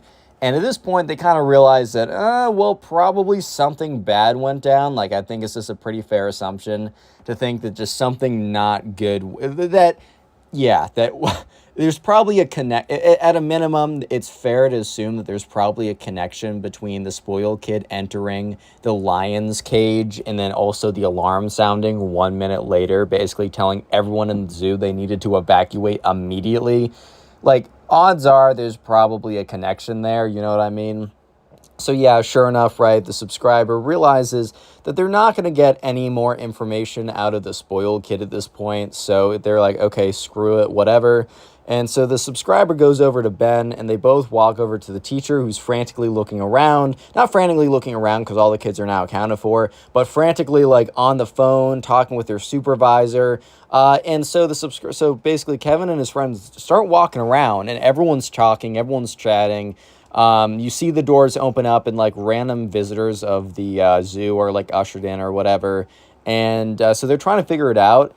And so the subscriber, Kevin, they go up to one group of kids and one group of kids is like, I overheard what they're saying on the walkie talkie. Apparently like the lion in the zoo got out somehow. And that's Kevin just looks over at Ben and is just looking at Ben with ain't no way, bro. Ain't no way. Yeah, so sure enough, right, the subscriber at this point, they put two and two together. Him and Ben are like, wait, there's actually no way that the spoiled kid caused all of this. Anyways, though, so the teacher is like, gets out the phone and says, everyone class, circle up now. Very on edge, very kind of tweaking out, which I think if I was a teacher in this situation and I was being informed that the zoo that I went on and basically the class trip that I'm responsible for, there was like a roaming around lion, like not her fault, but it's her responsibility now. So I would be pretty on edge as well. Anyway, she's like, we need to like find your buddy right now and we're getting back on the bus. And so, yeah, basically, I think the teacher was partly on the phone to call the bus company to try and get them back as soon as possible because the bus company was not scheduled for them to pick them up for like many, many more hours at this point. So anyways, they all go outside and they're all waiting for a little bit because, the bus isn't just sitting there waiting for them to be their personal chauffeur service. Like they have other stops they got to make. But thankfully, the bus service was able to pull something together last minute. However, they had to wait out there for a second. So once again, Kevin and Ben, they go up to the spoiled kid who is still completely dead silent. It's like, bro, are you sure you had nothing to do with this? Because they knew at this point that he did. But once again, he just doesn't say a word. He's dead silent. He's not cracking under any circumstances. So anyways, they eventually get on the bus, and it's just the craziest bus ride back. Everyone is talking because the rumor, which happens to be true, about the lion getting out is spreading everywhere. People are asking, like, who did it, whatever. And you know who's not talking? The one with the 1,000 zoo IQ, which would, in most situations, be able to completely explain everything with his vast zoo intelligence. Okay, well, that's not happening right now because, well, let's just say the bro was actually responsible for all this going down. Anyway, so they get back to school, and they didn't really have anything planned because they weren't planned to be back at school. So it was like supervised recess for hours, which Kevin and his friend actually kind of thought was pretty chill. They did kind of enjoy that. Yeah, so anyways, eventually the parents came and pick up. There was a email that went out later that night that basically explained the situation and all the parents were upset or whatever. But here's the thing, the zoo, the zoo is like held under camera. So for a while, the spoiled kid got away with it. But eventually, like, this actually happened in class. So it wasn't in the class the subscriber was in, but one of the subscriber's friends had a class with the spoiled kid. And like a few days afterwards, because the spoiled kid was like very acting super weird for days, obviously, because he was like freaking out about the whole thing. So the zoo, kind of like the zoo had surveillance footage and sent it to the school to see if they could identify the student. And the principal could. And they basically saw him unlocking, well, none of the students and the subscriber doesn't know exactly what the footage was, but they could assume that it was footage of him going in, unlocking the lion's cage, running away, and then the lion walking out free. So, anyways, the spoiled kid ended up suspended for a week. I think he had to do like community service with the zoo or something to help make up for all the problems he caused or something like that. But believe it or not, the spoiled kid in this situation didn't get suspended, so low-key he got off free. We're having a good day. Today we got 2 stories that are pretty interesting, and I think you will enjoy them. So sit back, relax, subscribe to the channel if you're new, and let's just jump right into it. The first one, we're going to call the subscriber who submitted this story Aiden. And by the way, you can submit stories of your own to my Instagram or Twitter to submit them to my DMs. And also, please be following me on there. And so anyways, this all started when Aiden was in class, and it was a class project. And these class projects were randomized, meaning that Aiden couldn't choose who was in his class project. And, you know, when this happens to me, I don't really think that much about it. A lot of times it's just an opportunity to either meet someone new, but there's always that time where, you know, there's some people in your class that you know will not be doing the adequate amount of work. You just know for a fact that, like, if I'm put in a group with this person, I'm going to be having to carry all the slack for the group. And there's just really not a lot that you can do about it. Well, in Aiden's class, there's this kid who we're just going to call the spoiled kid for the sake of simplicity. And, you know, the spoiled kid in this situation, you know, he was just kind of known as the kid who just really never did anything and always somehow got away with it. Everyone just kind of assumed that, you know, he paid someone to do his homework and paid someone to do all of his projects. And, you know, on tests, he probably just didn't do that well, but since, you know, he handed in all the homework and assignments with good quality, you know, his grade was okay. Was the teacher probably suspicious? Yeah, I mean, probably, but it probably wasn't enough for him to actually do anything about it. So Aiden was just sitting there, and he was really hoping when the teacher was about to read out the randomized group names that, okay, life will be okay if I'm not put in a group with this spoiled kid. And sure enough, the teacher read out the names, and Aiden and a few other people were in a group with this spoiled kid. And this was a 3-week-long project, meaning it was a very big and a very substantial project. And was definitely not one that, you know, you could do by yourself if, like, all 3 of your group members were slacking. So right away they got to it, and, you know, Aiden and his, you know, the other 2 people in his group, besides the spoiled kid, actually were pretty good about, you know, divvying up the work and trying to get it done. And the spoiled kid always acted as if, you know, he was along with it, he understood, he was going to do it, and he just never did it. And 2 weeks go by. We're going to skip ahead 2 weeks. So 2 whole weeks go by, and the spoiled kid has not done anything. And every single time he's like, oh, I'm getting to it. Oh, I'm getting to it. Oh, I'll do it. And after 2 weeks, you know, Aiden just, you know, at their class meeting, because for the project, you know, they did normal stuff in class, and they didn't focus on this project in class. I mean, they were given 3 weeks to do so out of school. So, yeah, I understand why the teacher didn't give them a ton of time in class to do it. But in class, they had like a 5-minute period at the beginning where they would meet up with their groups and they would talk about their project, is anything you need to say to your group members for organization, stuff like that. And Aiden just straight up said, like, man, you're just not doing it. And the thing is, right, the spoiled kid had this kind of facade for a while where he was at least pretending as if, you know, he was going to do the work. And at this point, he must have just dropped the mask because he said, yeah, I'm not going to do it. What are you guys going to do? This kid straight up had the audacity to say, I'm not going to do it. What are you going to do? Like, what are you going to do about it? And, you know, at this point, you know, they didn't really know what they were going to do about it. And Aiden's like, man, like, that's not fair. This is a big part of our grade. We all need to do something. Like, is it really fair to have us do, like, what we're doing, to do all the work? Like, is it really fair to make us do all the work here? I mean, okay, obviously it wasn't. And the spoiled kid was like, I don't know. I mean, you're going to do it, right? And you guys are going to do it either way, even if I help or not. And I'm probably not even smart enough to add anything of value. So maybe me stepping out of it is actually helpful for you guys. And, you know, at this point, this kid was just, the spoiled kid was trying to, like, trick these guys into trying to believe that, oh, what he was doing is the right thing or whatever. But, you know, Aiden was not having it at this point. So after class that day, you know, Aiden goes up to the teacher. He says, hey, can I talk to you after class? And the teacher's like, yeah, sure, what's up? Bell rings, class is out, kids leave, and Aiden, you know, whenever you stay behind to, you know, to talk to the teacher, you'll probably, like, sit in your desk, take a really long time to pack up your backpack, maybe tie your shoes. You don't want to go immediately up to the teacher because people will start, they'll be like, ooh, why is this kid talking to the teacher? Like, is he in trouble? Or I don't know. That's at least what I do. I'm like, I don't want anyone thinking anything about me in general, but especially then.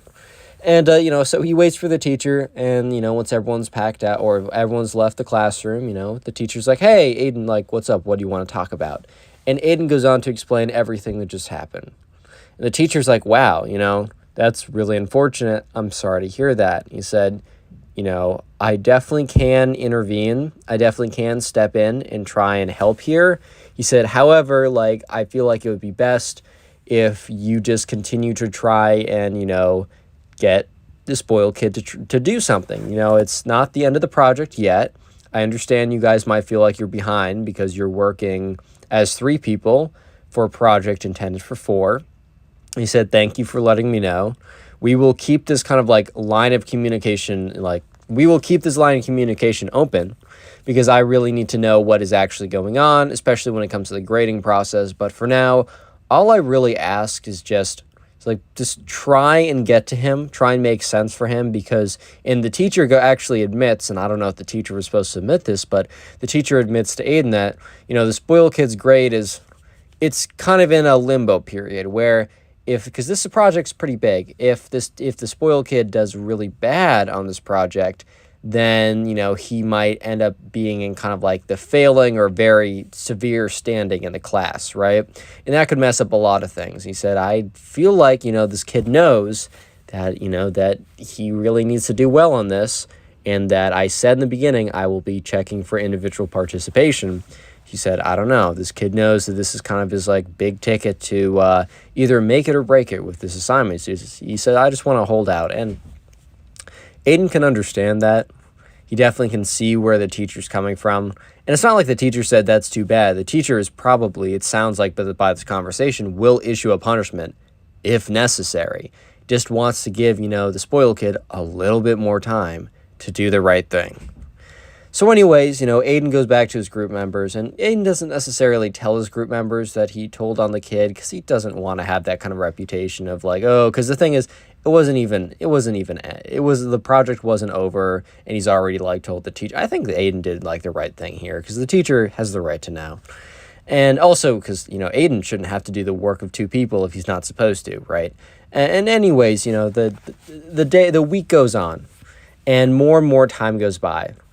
And it gets to a point where the teacher on this Thursday, because they're presenting on Friday, the teacher on the Thursday says, all right, guys, I'm going to give you a slip where you can say which, I'm going to give you a slip, and I'm going to have you guys write it by yourselves, and please write your names on it, but your teammates will not see it. I want you to honestly give feedback of how much work and what work your teammates have done. I'm trying to grade this on an individual basis. Obviously, if you all give me something good, then you will all get partially a good grade as long as you contributed, stuff like that. And at this point, Henry started to, and the teacher said, and I will be doing that at the end of class, so please don't leave early for any reason. I'll email you if you need to get it for some reason, right? So at this point, not Henry, that's the name of the next guy, the next story. At this point, Aiden is like, okay, here's a good opportunity, because sure enough, the spoiled kid had not done anything, even though his grade was kind of up to it. The thing is, though, I don't think the spoiled kid was aware that, he was going to get such direct feedback from his group mates. And remember, he already basically told them, I'm not doing anything, and there's nothing you can do about it. So at this point, the spoiled kid is starting to get a little bit worried. He's like, oh, shoot, man, I am actually going to be outed for this. I'm actually, I'm going to be the teacher's going to know, and because all my teammates, they're not going to have my back on this. Very clearly, I've not had their back. He's like, I need to figure out a way quickly. I need to figure this out. So the spoiled kid goes up to Aiden. He's like, hey, buddy. And Aiden's like, hello. Remember, Aiden was kind of put off by the fact that he was like, hey, buddy, because they aren't friends. They really aren't friends. And definitely after that, the spoiled kid went on to say, I'm not doing any of the work and there's nothing you can do about it. They weren't close like that. Nah, not at all. So Aiden was kind of taken aback. He's like, what's up?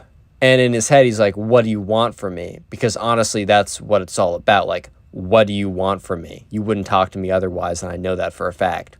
And so the spoiled kid goes on to say, so, you know how we're doing those little reviews?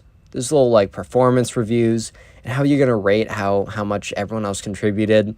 And Aiden looked at him, and Aiden knew immediately what, he's like, okay, he wants me to fib, but I don't know why, and I don't know how he's going to ask. I mean, he knows why, because he doesn't want to fail, but he doesn't know how he's going to ask exactly. So the spoiled kid kind of looks around him, and then it's like, so, I know I didn't contribute that much. And Aiden looks at him with this kind of look of, that much? Bro, you contributed nothing, and you said so proudly. You proudly declared that you did literally nothing. Like, that was a proud statement from you. And Henry, the spoiled kid goes on to be like, and the grade really does depend. I do need this grade. I'll be honest, guys. So I was wondering, if you wanted to just rate me nicely, and I will just happen to give you this $5 bill. And he takes a $5 bill out of his wallet. And he said, look, I'll give you this $5 bill, and all you got to do is just rate me nicely. Like, that is so easy at this point. You guys have already done all the work. It doesn't help you guys to turn me in. In fact, you'll only be $5 poorer if you don't turn me in. I think this is a great deal for both of us. The thing is, though, the teacher of this class had overheard this entire conversation. And remember, the teacher also had the additional context of what was really going on from Aiden. So since Aiden was sitting in the front of the class, the teacher happened to be close enough. And I think the spoiled kid thought that the teacher was just out of earshot. But it turns out the teacher was just in earshot. So the teacher walks up to them, and he grabs the $5 bill. And he looks at both of them. And he looks at the spoiled kid. He's like, come with me. And the spoiled kid kind of knows he just got caught, but the spoiled kid has no idea about what the teacher's about to do. Real quick, if you made it this far into the video, comment spoiled down below. I just like to see how many people made it this far. If you want to continue supporting the channel and help me out a lot, all you need to do is just keep on watching these videos. Binge watching old videos supports the channel more than you can even imagine. Like, I was pretty sick for the last week. I'm doing great now. Thanks for all your concerns in the comment section. I do read them. But the channel actually did really well thanks to you guys watching old videos. It helped boost them to new people even. We actually had a bit of a view spike when I wasn't posting at all, which is kind of like, maybe I should continue. Maybe that's the strategy, just not posting. Also, if you want to submit stories, Instagram, Twitter, I said that in the beginning, but also if you are a Spotify listener or you like using Spotify, just know that these videos are actually out as podcasts. It is, I think, the first link in the description, or just look up Connor Pugs on Spotify. If you haven't already done so, please rate the podcast 5 stars. I really would appreciate that.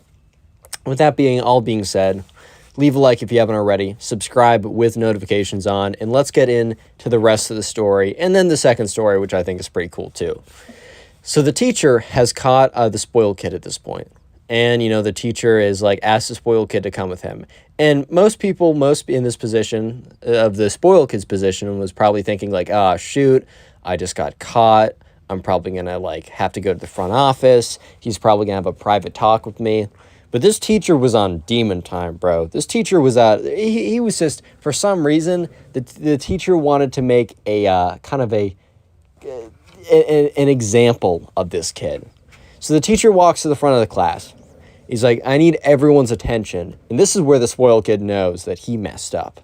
And the teacher goes on to say, I need everyone's attention. So I just overheard a conversation of one student who will not be named. But the thing is, the teacher brought the student up to the front of the class, so it was obvious who it was. That was like the crazy part. A student who will not be named, who offered up $5 to each of his classmates or each of his teammates to say that he did work when he did none of the work. He said, the teacher goes on to say, not only is this lying, to me, which will immediately get you an F, and the kid up there is just like, oh no. He said, but it's also disingenuous to all of you guys, and especially his teammates. I give you group projects so that you guys can create something really cool in a certain amount of time, and it would be much harder if I made these individual projects. I give you teammates so that, you learn to work with people and you can make something really cool in a short amount of time. He said, and it really just irks me when people try and abuse the system. Please note that I will catch on to you. If you try and abuse the system, if you break the rules or anything like that, I will catch on to you. And to all the people doing this fairly and correctly, keep doing what you're doing. That is all. Go back to what you're doing. And at this point, Aiden is just sitting there, just like, it felt a little bad for the spoiled kid. The spoiled kid wasn't being the greatest guy throughout the whole thing, not even close, but did he really deserve this? I don't know. Tell me in the comment section if you think this was too far, if this was good. And yeah, then they watches as the spoiled kid is walked out of the classroom with the teacher, and Aiden doesn't know exactly what happened to the spoiled kid, but he believes he probably got an F on the assignment, and he probably went to the front office, and who even knows what happened past then. So we're going to call the subscriber who submitted the next story Henry. So anyways, right, Henry was in a class that had every single week a quiz.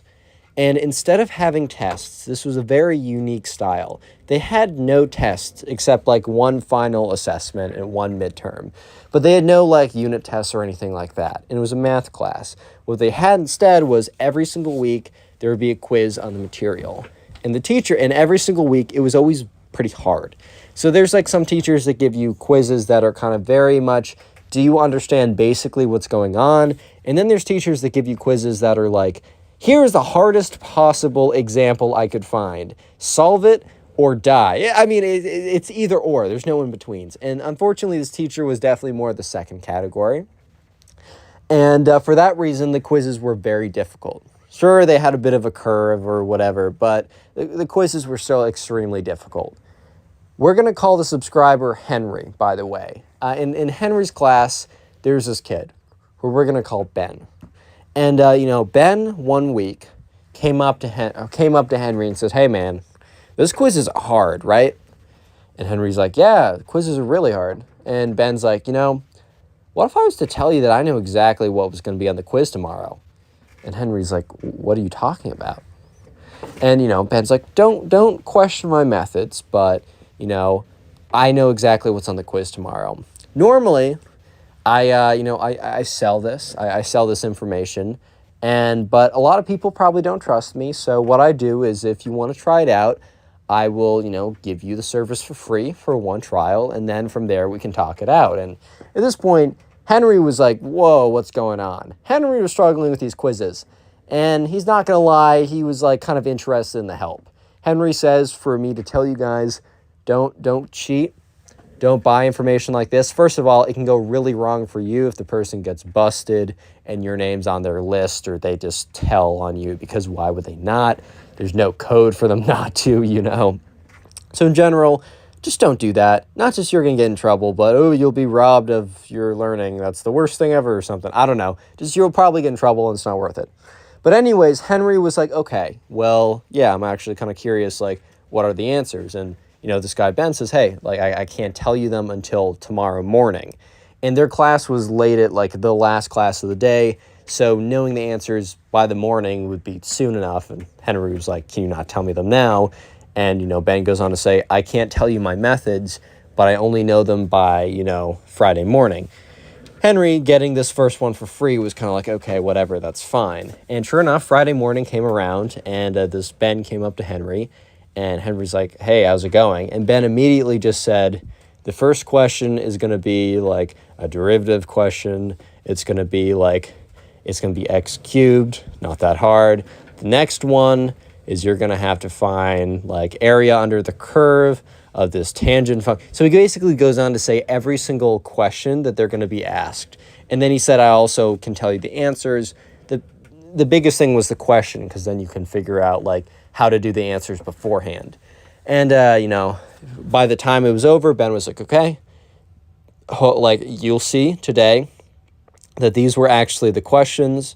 And tomorrow and next week, like, if you want to get these again, all I do is I charge $5. And Henry in his head was like, oh, $5, like, that's going to add up. But then he's like, but this is a huge part of my grade. Maybe it is worth it. So Henry goes in, and sure enough, on the quiz were exactly those questions.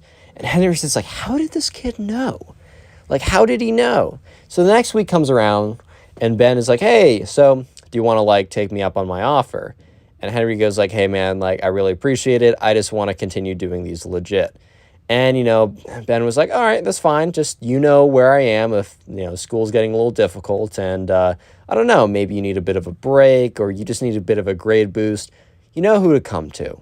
And with that, Henry was just so weirded out. He's like, okay, sure, fine. And he was just so curious. How did he know all these answers? The thing is, though, Henry didn't have class with Ben It's just the class he took had the instructor had many periods. I think the instructor actually had like 3 different classes. And months later, Henry was actually not doing so well. He was like, okay, maybe I need to go find Ben. And, he goes to try and find Ben, and he just can't find him anywhere. So he asks a friend, he's like, hey, like, do you know where, like, Ben and then insert last name is? And his friend's like, dude, you didn't hear? That kid got expelled.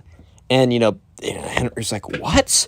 And Ben's friend or Henry's friend goes on and say, yeah, like, I'll tell you all about it. So basically what happened was that Ben, learned that the teacher made the tests way in advance. And what the teacher would do is, by the time her last class at the end of the day, was over, she would leave her tests in a big packet on Thursday night on her desk, so that she would remember to make copies of them Friday morning when she came in. She wouldn't have this packet out on her desk normally, but she left it out there just to make sure, just to be like, okay, I need to remember to print these out before it's too late or my class comes in, kind of to help her remember. So for some reason, Ben either saw this or learned of this, or maybe on purpose or accident, learned that this was the case. So every single day, because the teachers at the school didn't lock up. It was the staff that came around and locked up. So before the staff locked up or the cleaning person locked up, and after the teacher had left, Ben would await in the bathroom, and then he would go in very quickly and take out his phone and take a photo of all the questions in the quiz. And then the next morning, he'd charge his fee or whatever, and he was making actually a decent amount of money because there's a lot of kids in a lot of these sections. However, running a business, quote unquote, like this, you're eventually going to get caught, because eventually one person who Ben offered this to contacted the teacher and said what was going on. So the teacher, having a suspicion of how Ben was doing it, but wanted to figure out how Ben was doing it, before, cutting him, trying to get him in trouble, because maybe they don't have enough evidence, or even if they do get Ben in trouble, they don't want this to happen again. So they actually staked out, and they had a feeling okay, I don't keep these records online, so it has to be something with with the piece of paper that I have all the information on. So the teacher did what they always did and waited in the classroom and was recording, had a camera out recording the whole thing. And the teacher apparently waited and saw Ben go in, take a photo, and that was it. The teacher had it on recording.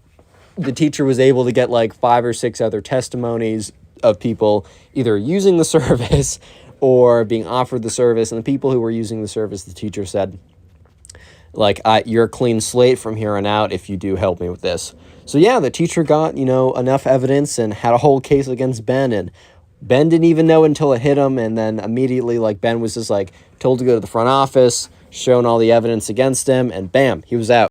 From a kid who thinks he can be a jerk because his dad runs the place and gets destroyed, to a rich kid who thinks he is great at everything because he's never been told no in his life, and life comes to him fast. These are the most satisfying stories of rich kids who think that they run the world getting destroyed in the real world.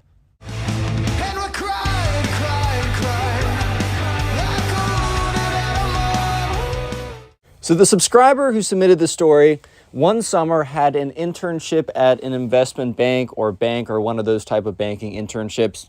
Basically, this kid was in college and he wanted to go into kind of banking or finance. So he got one of those internships at a bank, and these were pretty competitive. So he was pretty well prepared. He was pretty professional, and he was definitely up to par with the quality that this bank wanted. However, there was a couple other kids that were interns as well. I think the intern class was 4 to 5, but one of the interns, right, was distinguishably a lot worse than the others and very clearly did not care. The reason was because this kid did not get in this internship out of merit, out of skill, out of, grit and the ability to, persevere through tough times. No, this kid got the internship because his dad was literally CEO of the bank. This wasn't one of the big banks like JP Morgan Chase, Citibank. This was a much smaller one, but it's still really big enough. And obviously, if your dad is CEO, you can probably swing an intern position at it, like you could probably do that.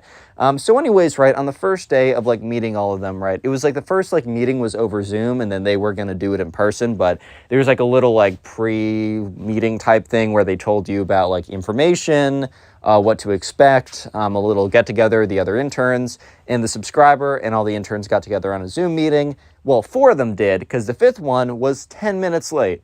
Can you guys guess who the 5th one was? Let's see, A, B, C. A, it was the subscriber. B, it was another kid who actually worked hard to get there. Or C, the CEO's son who didn't have to do a thing and got the internship because of nepotism. If you answered A or B, well, I don't know, you're just wrong, because it was C. Sure enough, it was the CEO's son who was like 10 minutes late or whatever. So while the kids were like sitting in the Zoom meeting, like just listening to, okay, so you're going to have to get there by 9 every morning. You're expected to do X, Y, or Z. If you have any questions, here's a good contact for me or your direct supervisor. Like this isn't like supposed to be like competitive, like like you're supposed to like work with each other. Like you could all get job offers, because the thing about the internship is like you really want a job offer afterwards. That's like the best option, or in a couple of years or whatever. And so they were trying to say like it's not competitive between you guys. You could all get job offers, really work together, because that's what we do at the bank anyways. And then like 10 minutes in, this kid just shows up randomly. And this kid just like comes in, he's all disheveled. All the other guys dress up for their Zoom meeting, because like they were kind of told in the email, hey, be a little formal. Like I know it's over Zoom or whatever, but kind of like show up, just kind of dress up a little bit for Zoom. But this kid came in with a big sweatshirt on, backwards hat, which is totally fine to walk around in. And like if you're just a totally fine casual outfit. But bro, if you're really trying to like, I don't know, put it together for like an official meeting or something like that, and it says don't dress casually, then don't dress casually. But sure enough, since this was the kid of the CEO, he literally didn't care. And he came in 10 minutes late, dressed up all sloppily or whatever. So anyways, 20 minutes go by, and it's time for all the kids to introduce themselves and meet each other. So sure enough, right, they go around, and they all say their first and last names. And the subscriber notices, because like the subscriber did a lot of research about the bank, just because during the interview he was prepared if they're going to ask a history question about the bank, like when was it founded, who's the current CEO, what is like all these kind of information, right? They ended up not asking those specific questions, but for that reason the subscriber knew all this information. So when he heard the last name of this kid, it matched up with the last name of the CEO of the bank. So, very quickly with a nice little Google search, the CEO of the bank was like, it wasn't a huge bank, but it was a big enough bank that this guy had like a public profile.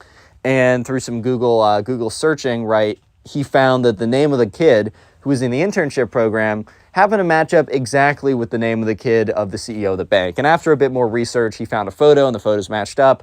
So after the Zoom meeting and doing a bit of research, the subscriber realized that one of the interns is actually the kid of the CEO of the bank that they were working at. So anyways, on the first day, sure enough, this kid, the subscriber and all the other interns that actually worked to get there, they struggled. They got, they understand what it takes, or they understand how valuable this is, because they put in the work to get it.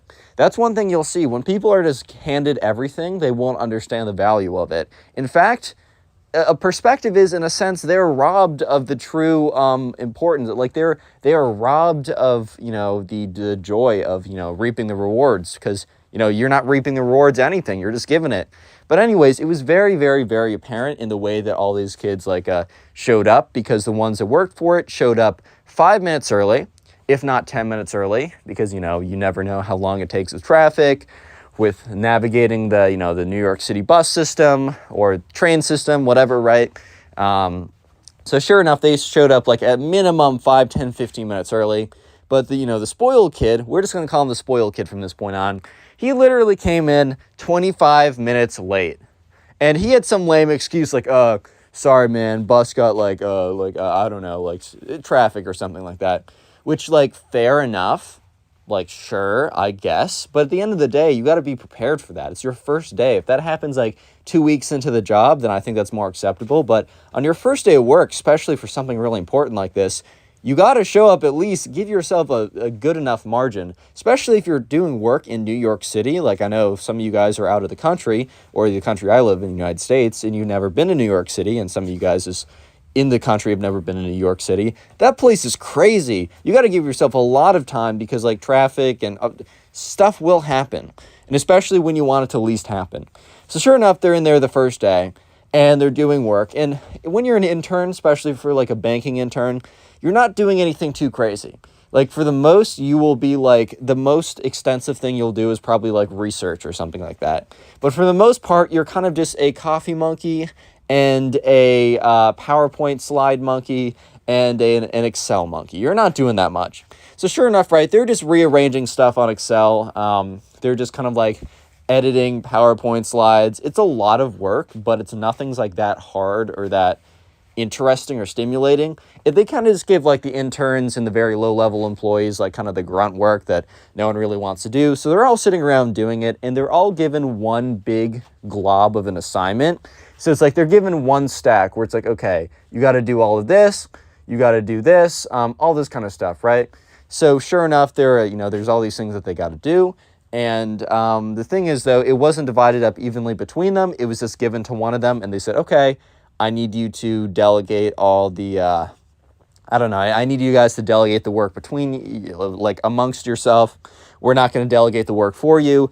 That's up to you guys. So sure enough, right, they just kind of like all four of them, not the fifth one, all four of them, they go in and, they just, they go in, they grab some of the work or they delegate some of the work if it's not like paperwork. Because a lot of it was Excel, PowerPoint, stuff like that, research. So the one kid who didn't was the spoiled kid. Because why would he have to work? His dad runs the place. He just shows up because his dad isn't going to let him play Fortnite all summer like he did last summer, right? He actually has to get a job or something. Like, screw you, Dad. Give me all these opportunities. I just want to play Fortnite and do nothing all day. Meh. But anyways, right? Sure enough, like all the other four interns, including the subscriber, kind of gave this kid a side eye. Like, are you really just going to sit there and not do anything? So, yeah, sure enough, they end up doing all the work, and the kid is on his phone watching, like, TikTok videos or something. And by, like, 8 at night or something, because they wanted to make sure they got it all done and really show initiative on the first day. First of all, the kid left, like, at 3, which they're supposed to leave at 5. And the others stayed till 8. Low-key, the reason was because it was work for 5 people to finish at 5. But if you only have 4 people working on it, you're going to have to, like, stay a couple extra hours because the last person didn't pull through. You really do hate to see it. And this was a pattern that literally just continued on and on and on again. However, one of these days, it's actually like about a month into the internship, and the interns are doing really well. I mean, the 4 of them are. The 5th one, aka the spoiled kid, literally sits there and does nothing all day. So is he doing well? I don't know. But really good reputation the interns are accruing right now. Everyone sees them as really capable and just really impressed by what they're able to do. So now they're given a more official assignment. And also for the first time ever, they're each given individual things they're supposed to do. Because the reason for this is they're each assigned to individual teams. So each of them is like given as part of a team or whatever. And they're all given a very important research role. Basically, they've been doing research the whole time, or the 4 of them have been doing research. The spoiled kid had not. And they had done a really good job, so they were all like 4 to 5 different teams were, going to be presenting to investors, and they were pretty important meetings. So these interns were given a super important job, and they were informed of how important the job was, to do research to give to the analysts and associates to put together for slides that would be given to the VPs or the MDs or whatever that would then present it.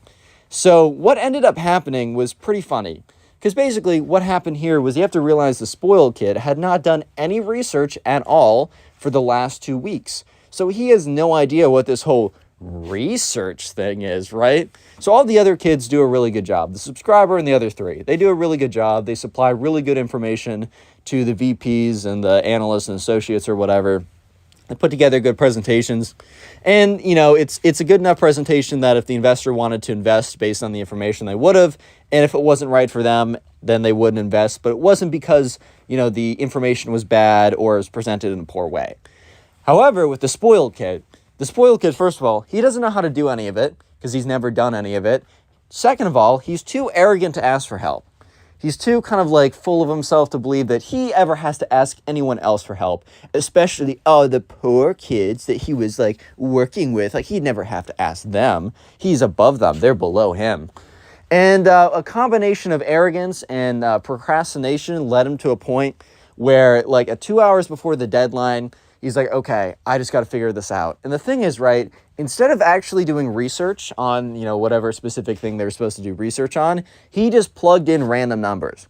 The thing is, though, the random numbers were like close enough to being the right numbers. Like if you had no context and you just believed these numbers at face value, it's like if I said like a hamburger had 1 trillion calories in it, you wouldn't believe me because that's not reasonable.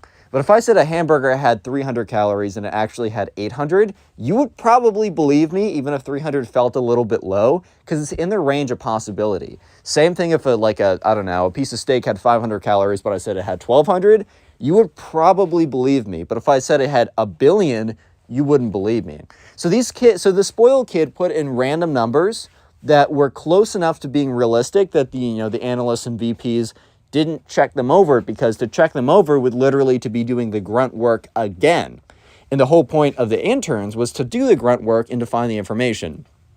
So the analysts and VPs created this whole presentation or an entire like deck or whatever these like bank people do. I'm not a banker, right? I'm into stocks for my own personal, financial security.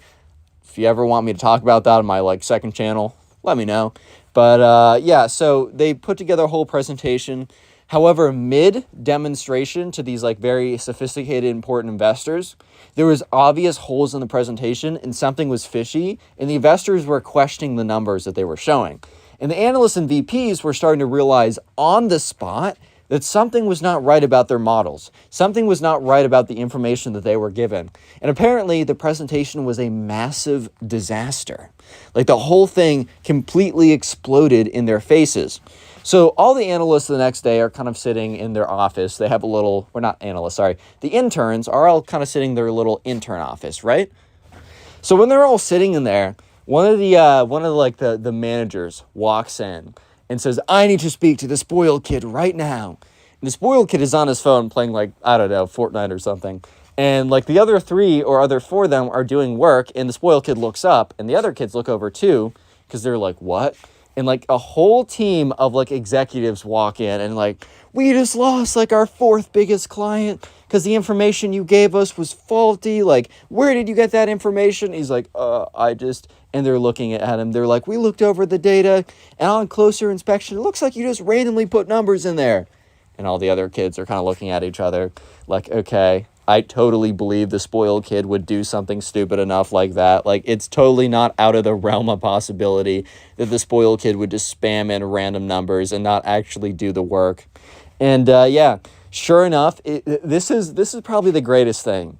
The spoiled kid's dad is called down, and he walks down into the office, and he just has this look of like disappointment right on his face. And what ends up happening is the spoiled kid's own dad tells him that he's let go, that he's fired. The spoiled kid's dad fires his own son because he messed up as an intern so badly that they lost their like 4th biggest client. I'm not even kidding you. And if you thought that this spoiled kid was bad, then you are not ready for the next spoiled kid story. You're simply not physically prepared for the amount of spoiled in this next story. Let's hop into it. So the subscriber in this story is working at a sports broadcasting company as an intern over the summer. So I don't really know. It wasn't like ESPN or anything too big like that, but it was a pretty big, at least locally, sports broadcasting company. So they covered all things in sports or whatever, sports media, stuff like that. I'm not super well versed in that field. So if I make some mistakes, like with technical things, and you guys are super big sports fans, keep going. Don't take it too personally in the comments. I'll do my best. But anyways, right? So sure enough, right? There was 2 interns. There's a subscriber, and then there's the spoiled kid, right? So basically, the spoiled kid, it wasn't as if his dad was the CEO of the company like last time. However, his dad was like a really big shot, like a hot shot, like big boy lawyer type dude. and he like knew the guy who like ran the sports company, and basically said like, hey, like my son really wants to be an intern here. I know he's not qualified, but remember when we represented your company last time and we did a really good job? I would really appreciate it if you did a favor for me too. Kind of like a conversation like that happened behind closed doors. And sure enough, the very not so qualified spoiled kid got a job with a subscriber who was fairly qualified.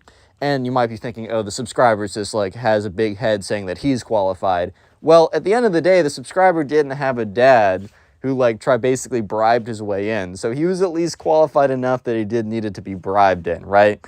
So sure enough, the spoiled kid's arrogance was put on display almost right away because as interns, they were given a lot of work. So in some cases, when you're an intern, you're given nothing of importance, like literally nothing of importance. And I mean, that's fair enough. When you're an intern, you're coming in with no experience and you just want to gain some understanding of what you're doing here. But other places, interns will be given, you know, really important jobs. They're normally not jobs that require a lot of expertise because, I mean, how can you get the expertise without having the expertise? Or how can you do something that needs a lot of knowledge without accumulating that knowledge, you know? But sometimes, like, really kind of like jobs that anyone can do can turn out to be super, super important for, like, down the funnel, right?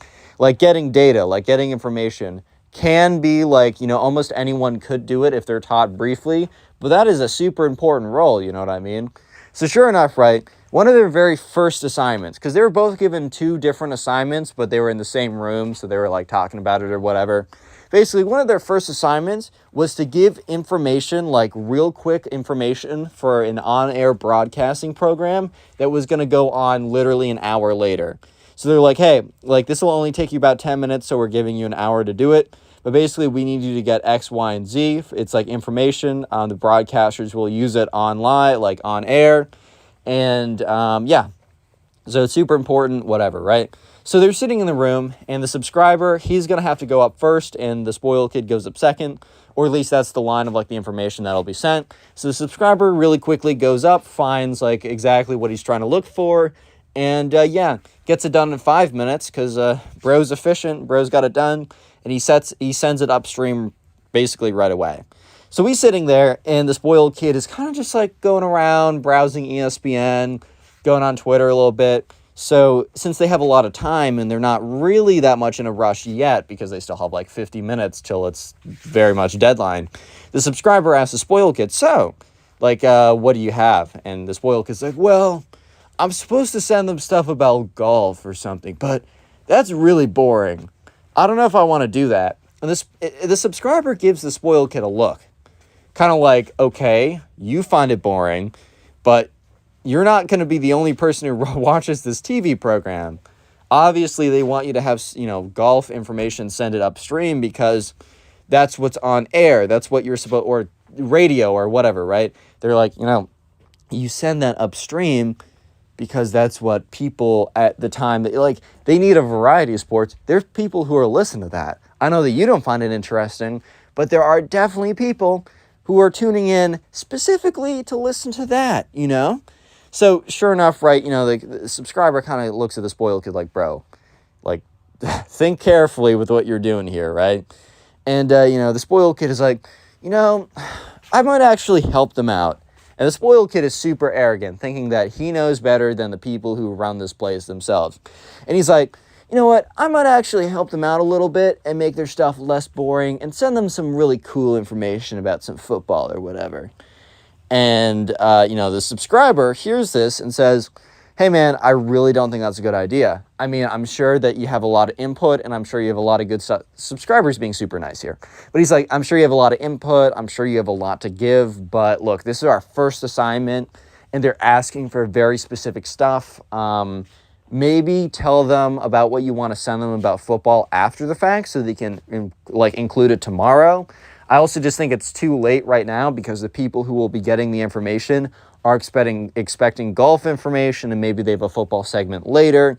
It might just mess things up. And this, you know, the spoiled kid's like, yeah, maybe you're right, is kind of just sitting there. But he didn't say, yeah, maybe you're right, and like, yeah, okay, you're right, totally, I get it, in a way that's like, oh, you changed my mind. He said it in a, yeah, I guess, kind of in a way like, whatever, man, I'm still going to do what I'm going to do. Sure enough, right, the spoiled kid does not heed the subscriber's advice because eventually, 5 minutes before the deadline, he sends in the information and loudly says, "Done." So the subscriber knows he's done because the spoiled kid loudly says "done." So he looks over, he's like, "Oh, so did you end up sending in the golf information?" And the spoiled kid looks at him and says, "Nope." And the subscriber looks at him with this look of, "Oh man, you messed up." And the subscriber for a second is like, "Okay, you messed up, but does that mean we messed up?" Because like they're the only two interns. Thankfully, right, the information, like each of them was given a separate, bundle of information to send, and it was very clear that the spoiled kids was the wrong one and not the subscribers. But anyways, right, they tune into the live programming, and the first, I think it was radio, right? So the first sound bite that they hear was, the subscriber's information that he sent in with some analysis and whatever by the TV host, the radio host. And then it was the spoiled kids bit, and they start saying, "Okay, and now in this news for golf," and then dead silence. And that's when the subscriber realized that, yep, this is basically the spoiled kid sent a bomb down the pipeline, bro. He just messed the whole thing up. And they're like, "Oh, sorry, we're going to come back to you in just a second with the golf information. We're going to go to commercial break." And it was an unscheduled commercial break. And literally 30 seconds later, the door slams open and says, "Why did we get football information? We're supposed to get information about golf." And the spoiled kid was like, "Well, golf is super boring, so I thought I'd make your program less boring." And literally the guy goes up to him and doesn't physically shake him or anything, but goes up to him very intimidatingly, just stares him down and is like, "That's not your call to make." So the subscriber pipes up and says, "Hey, I can get you that information in 5 minutes." And they said, "Okay, good, do that right now." So sure enough, the subscriber goes, sends in the information, and the program's definitely jumbled up because the ad breaks in the wrong time and all this kind of stuff. But eventually they get all the information they need. And the spoiled kid is like, "Bro, they should have while the subscriber is frantically trying to get information about this golf stuff, the spoiled kid is saying, "Bro, they should have totally taken my advice and did the football segment instead. Their segment super sucks. I'm listening right now. It's going to be so bad." And the subscriber's like, "Man, I'm sure it's better, but he doesn't actually believe that. But he's like, "I'm sure you're right, but you can't do this so last minute. It's going to it messes up the whole line of production. This stuff is live. It's not pre-recorded these videos." And sure enough, I know this is, the spoiled kid's like, "Yeah, I guess. I don't know, man. I just think they should have really listened to me." So an hour later, because they're all sitting there kind of awkwardly, they really don't have a job next. And I think that they might have had more jobs coming up, but obviously management had to figure out what was going on with the interns, or specifically one of the interns. So sure enough, the door opens up an hour later, and the manager comes in and is like, "Hey, what happened?" And, instead of the spoiled kid staying silent, he immediately pipes up and is like, "Well, you guys wanted golf information, but that stuff was super boring, dude. So I was just trying to help you guys out, and I sent in football information instead." And he just gets cut off mid-sentence, and the manager's like, "You can't do that. You're an intern here. We got a way of doing things. We asked you for some information, and it totally messed up the thing on live. Our whole program got jumbled up. People had to work extra hard for no good reason other than you thinking that you know the business better than people who've been doing this for 30 years. And there was kind of a dead silence when I think the spoiled kid kind of realized that he was in the wrong. And that's when the manager says, "I'm sorry to say this. I know your dad's not going to be happy, but we can't keep using an intern."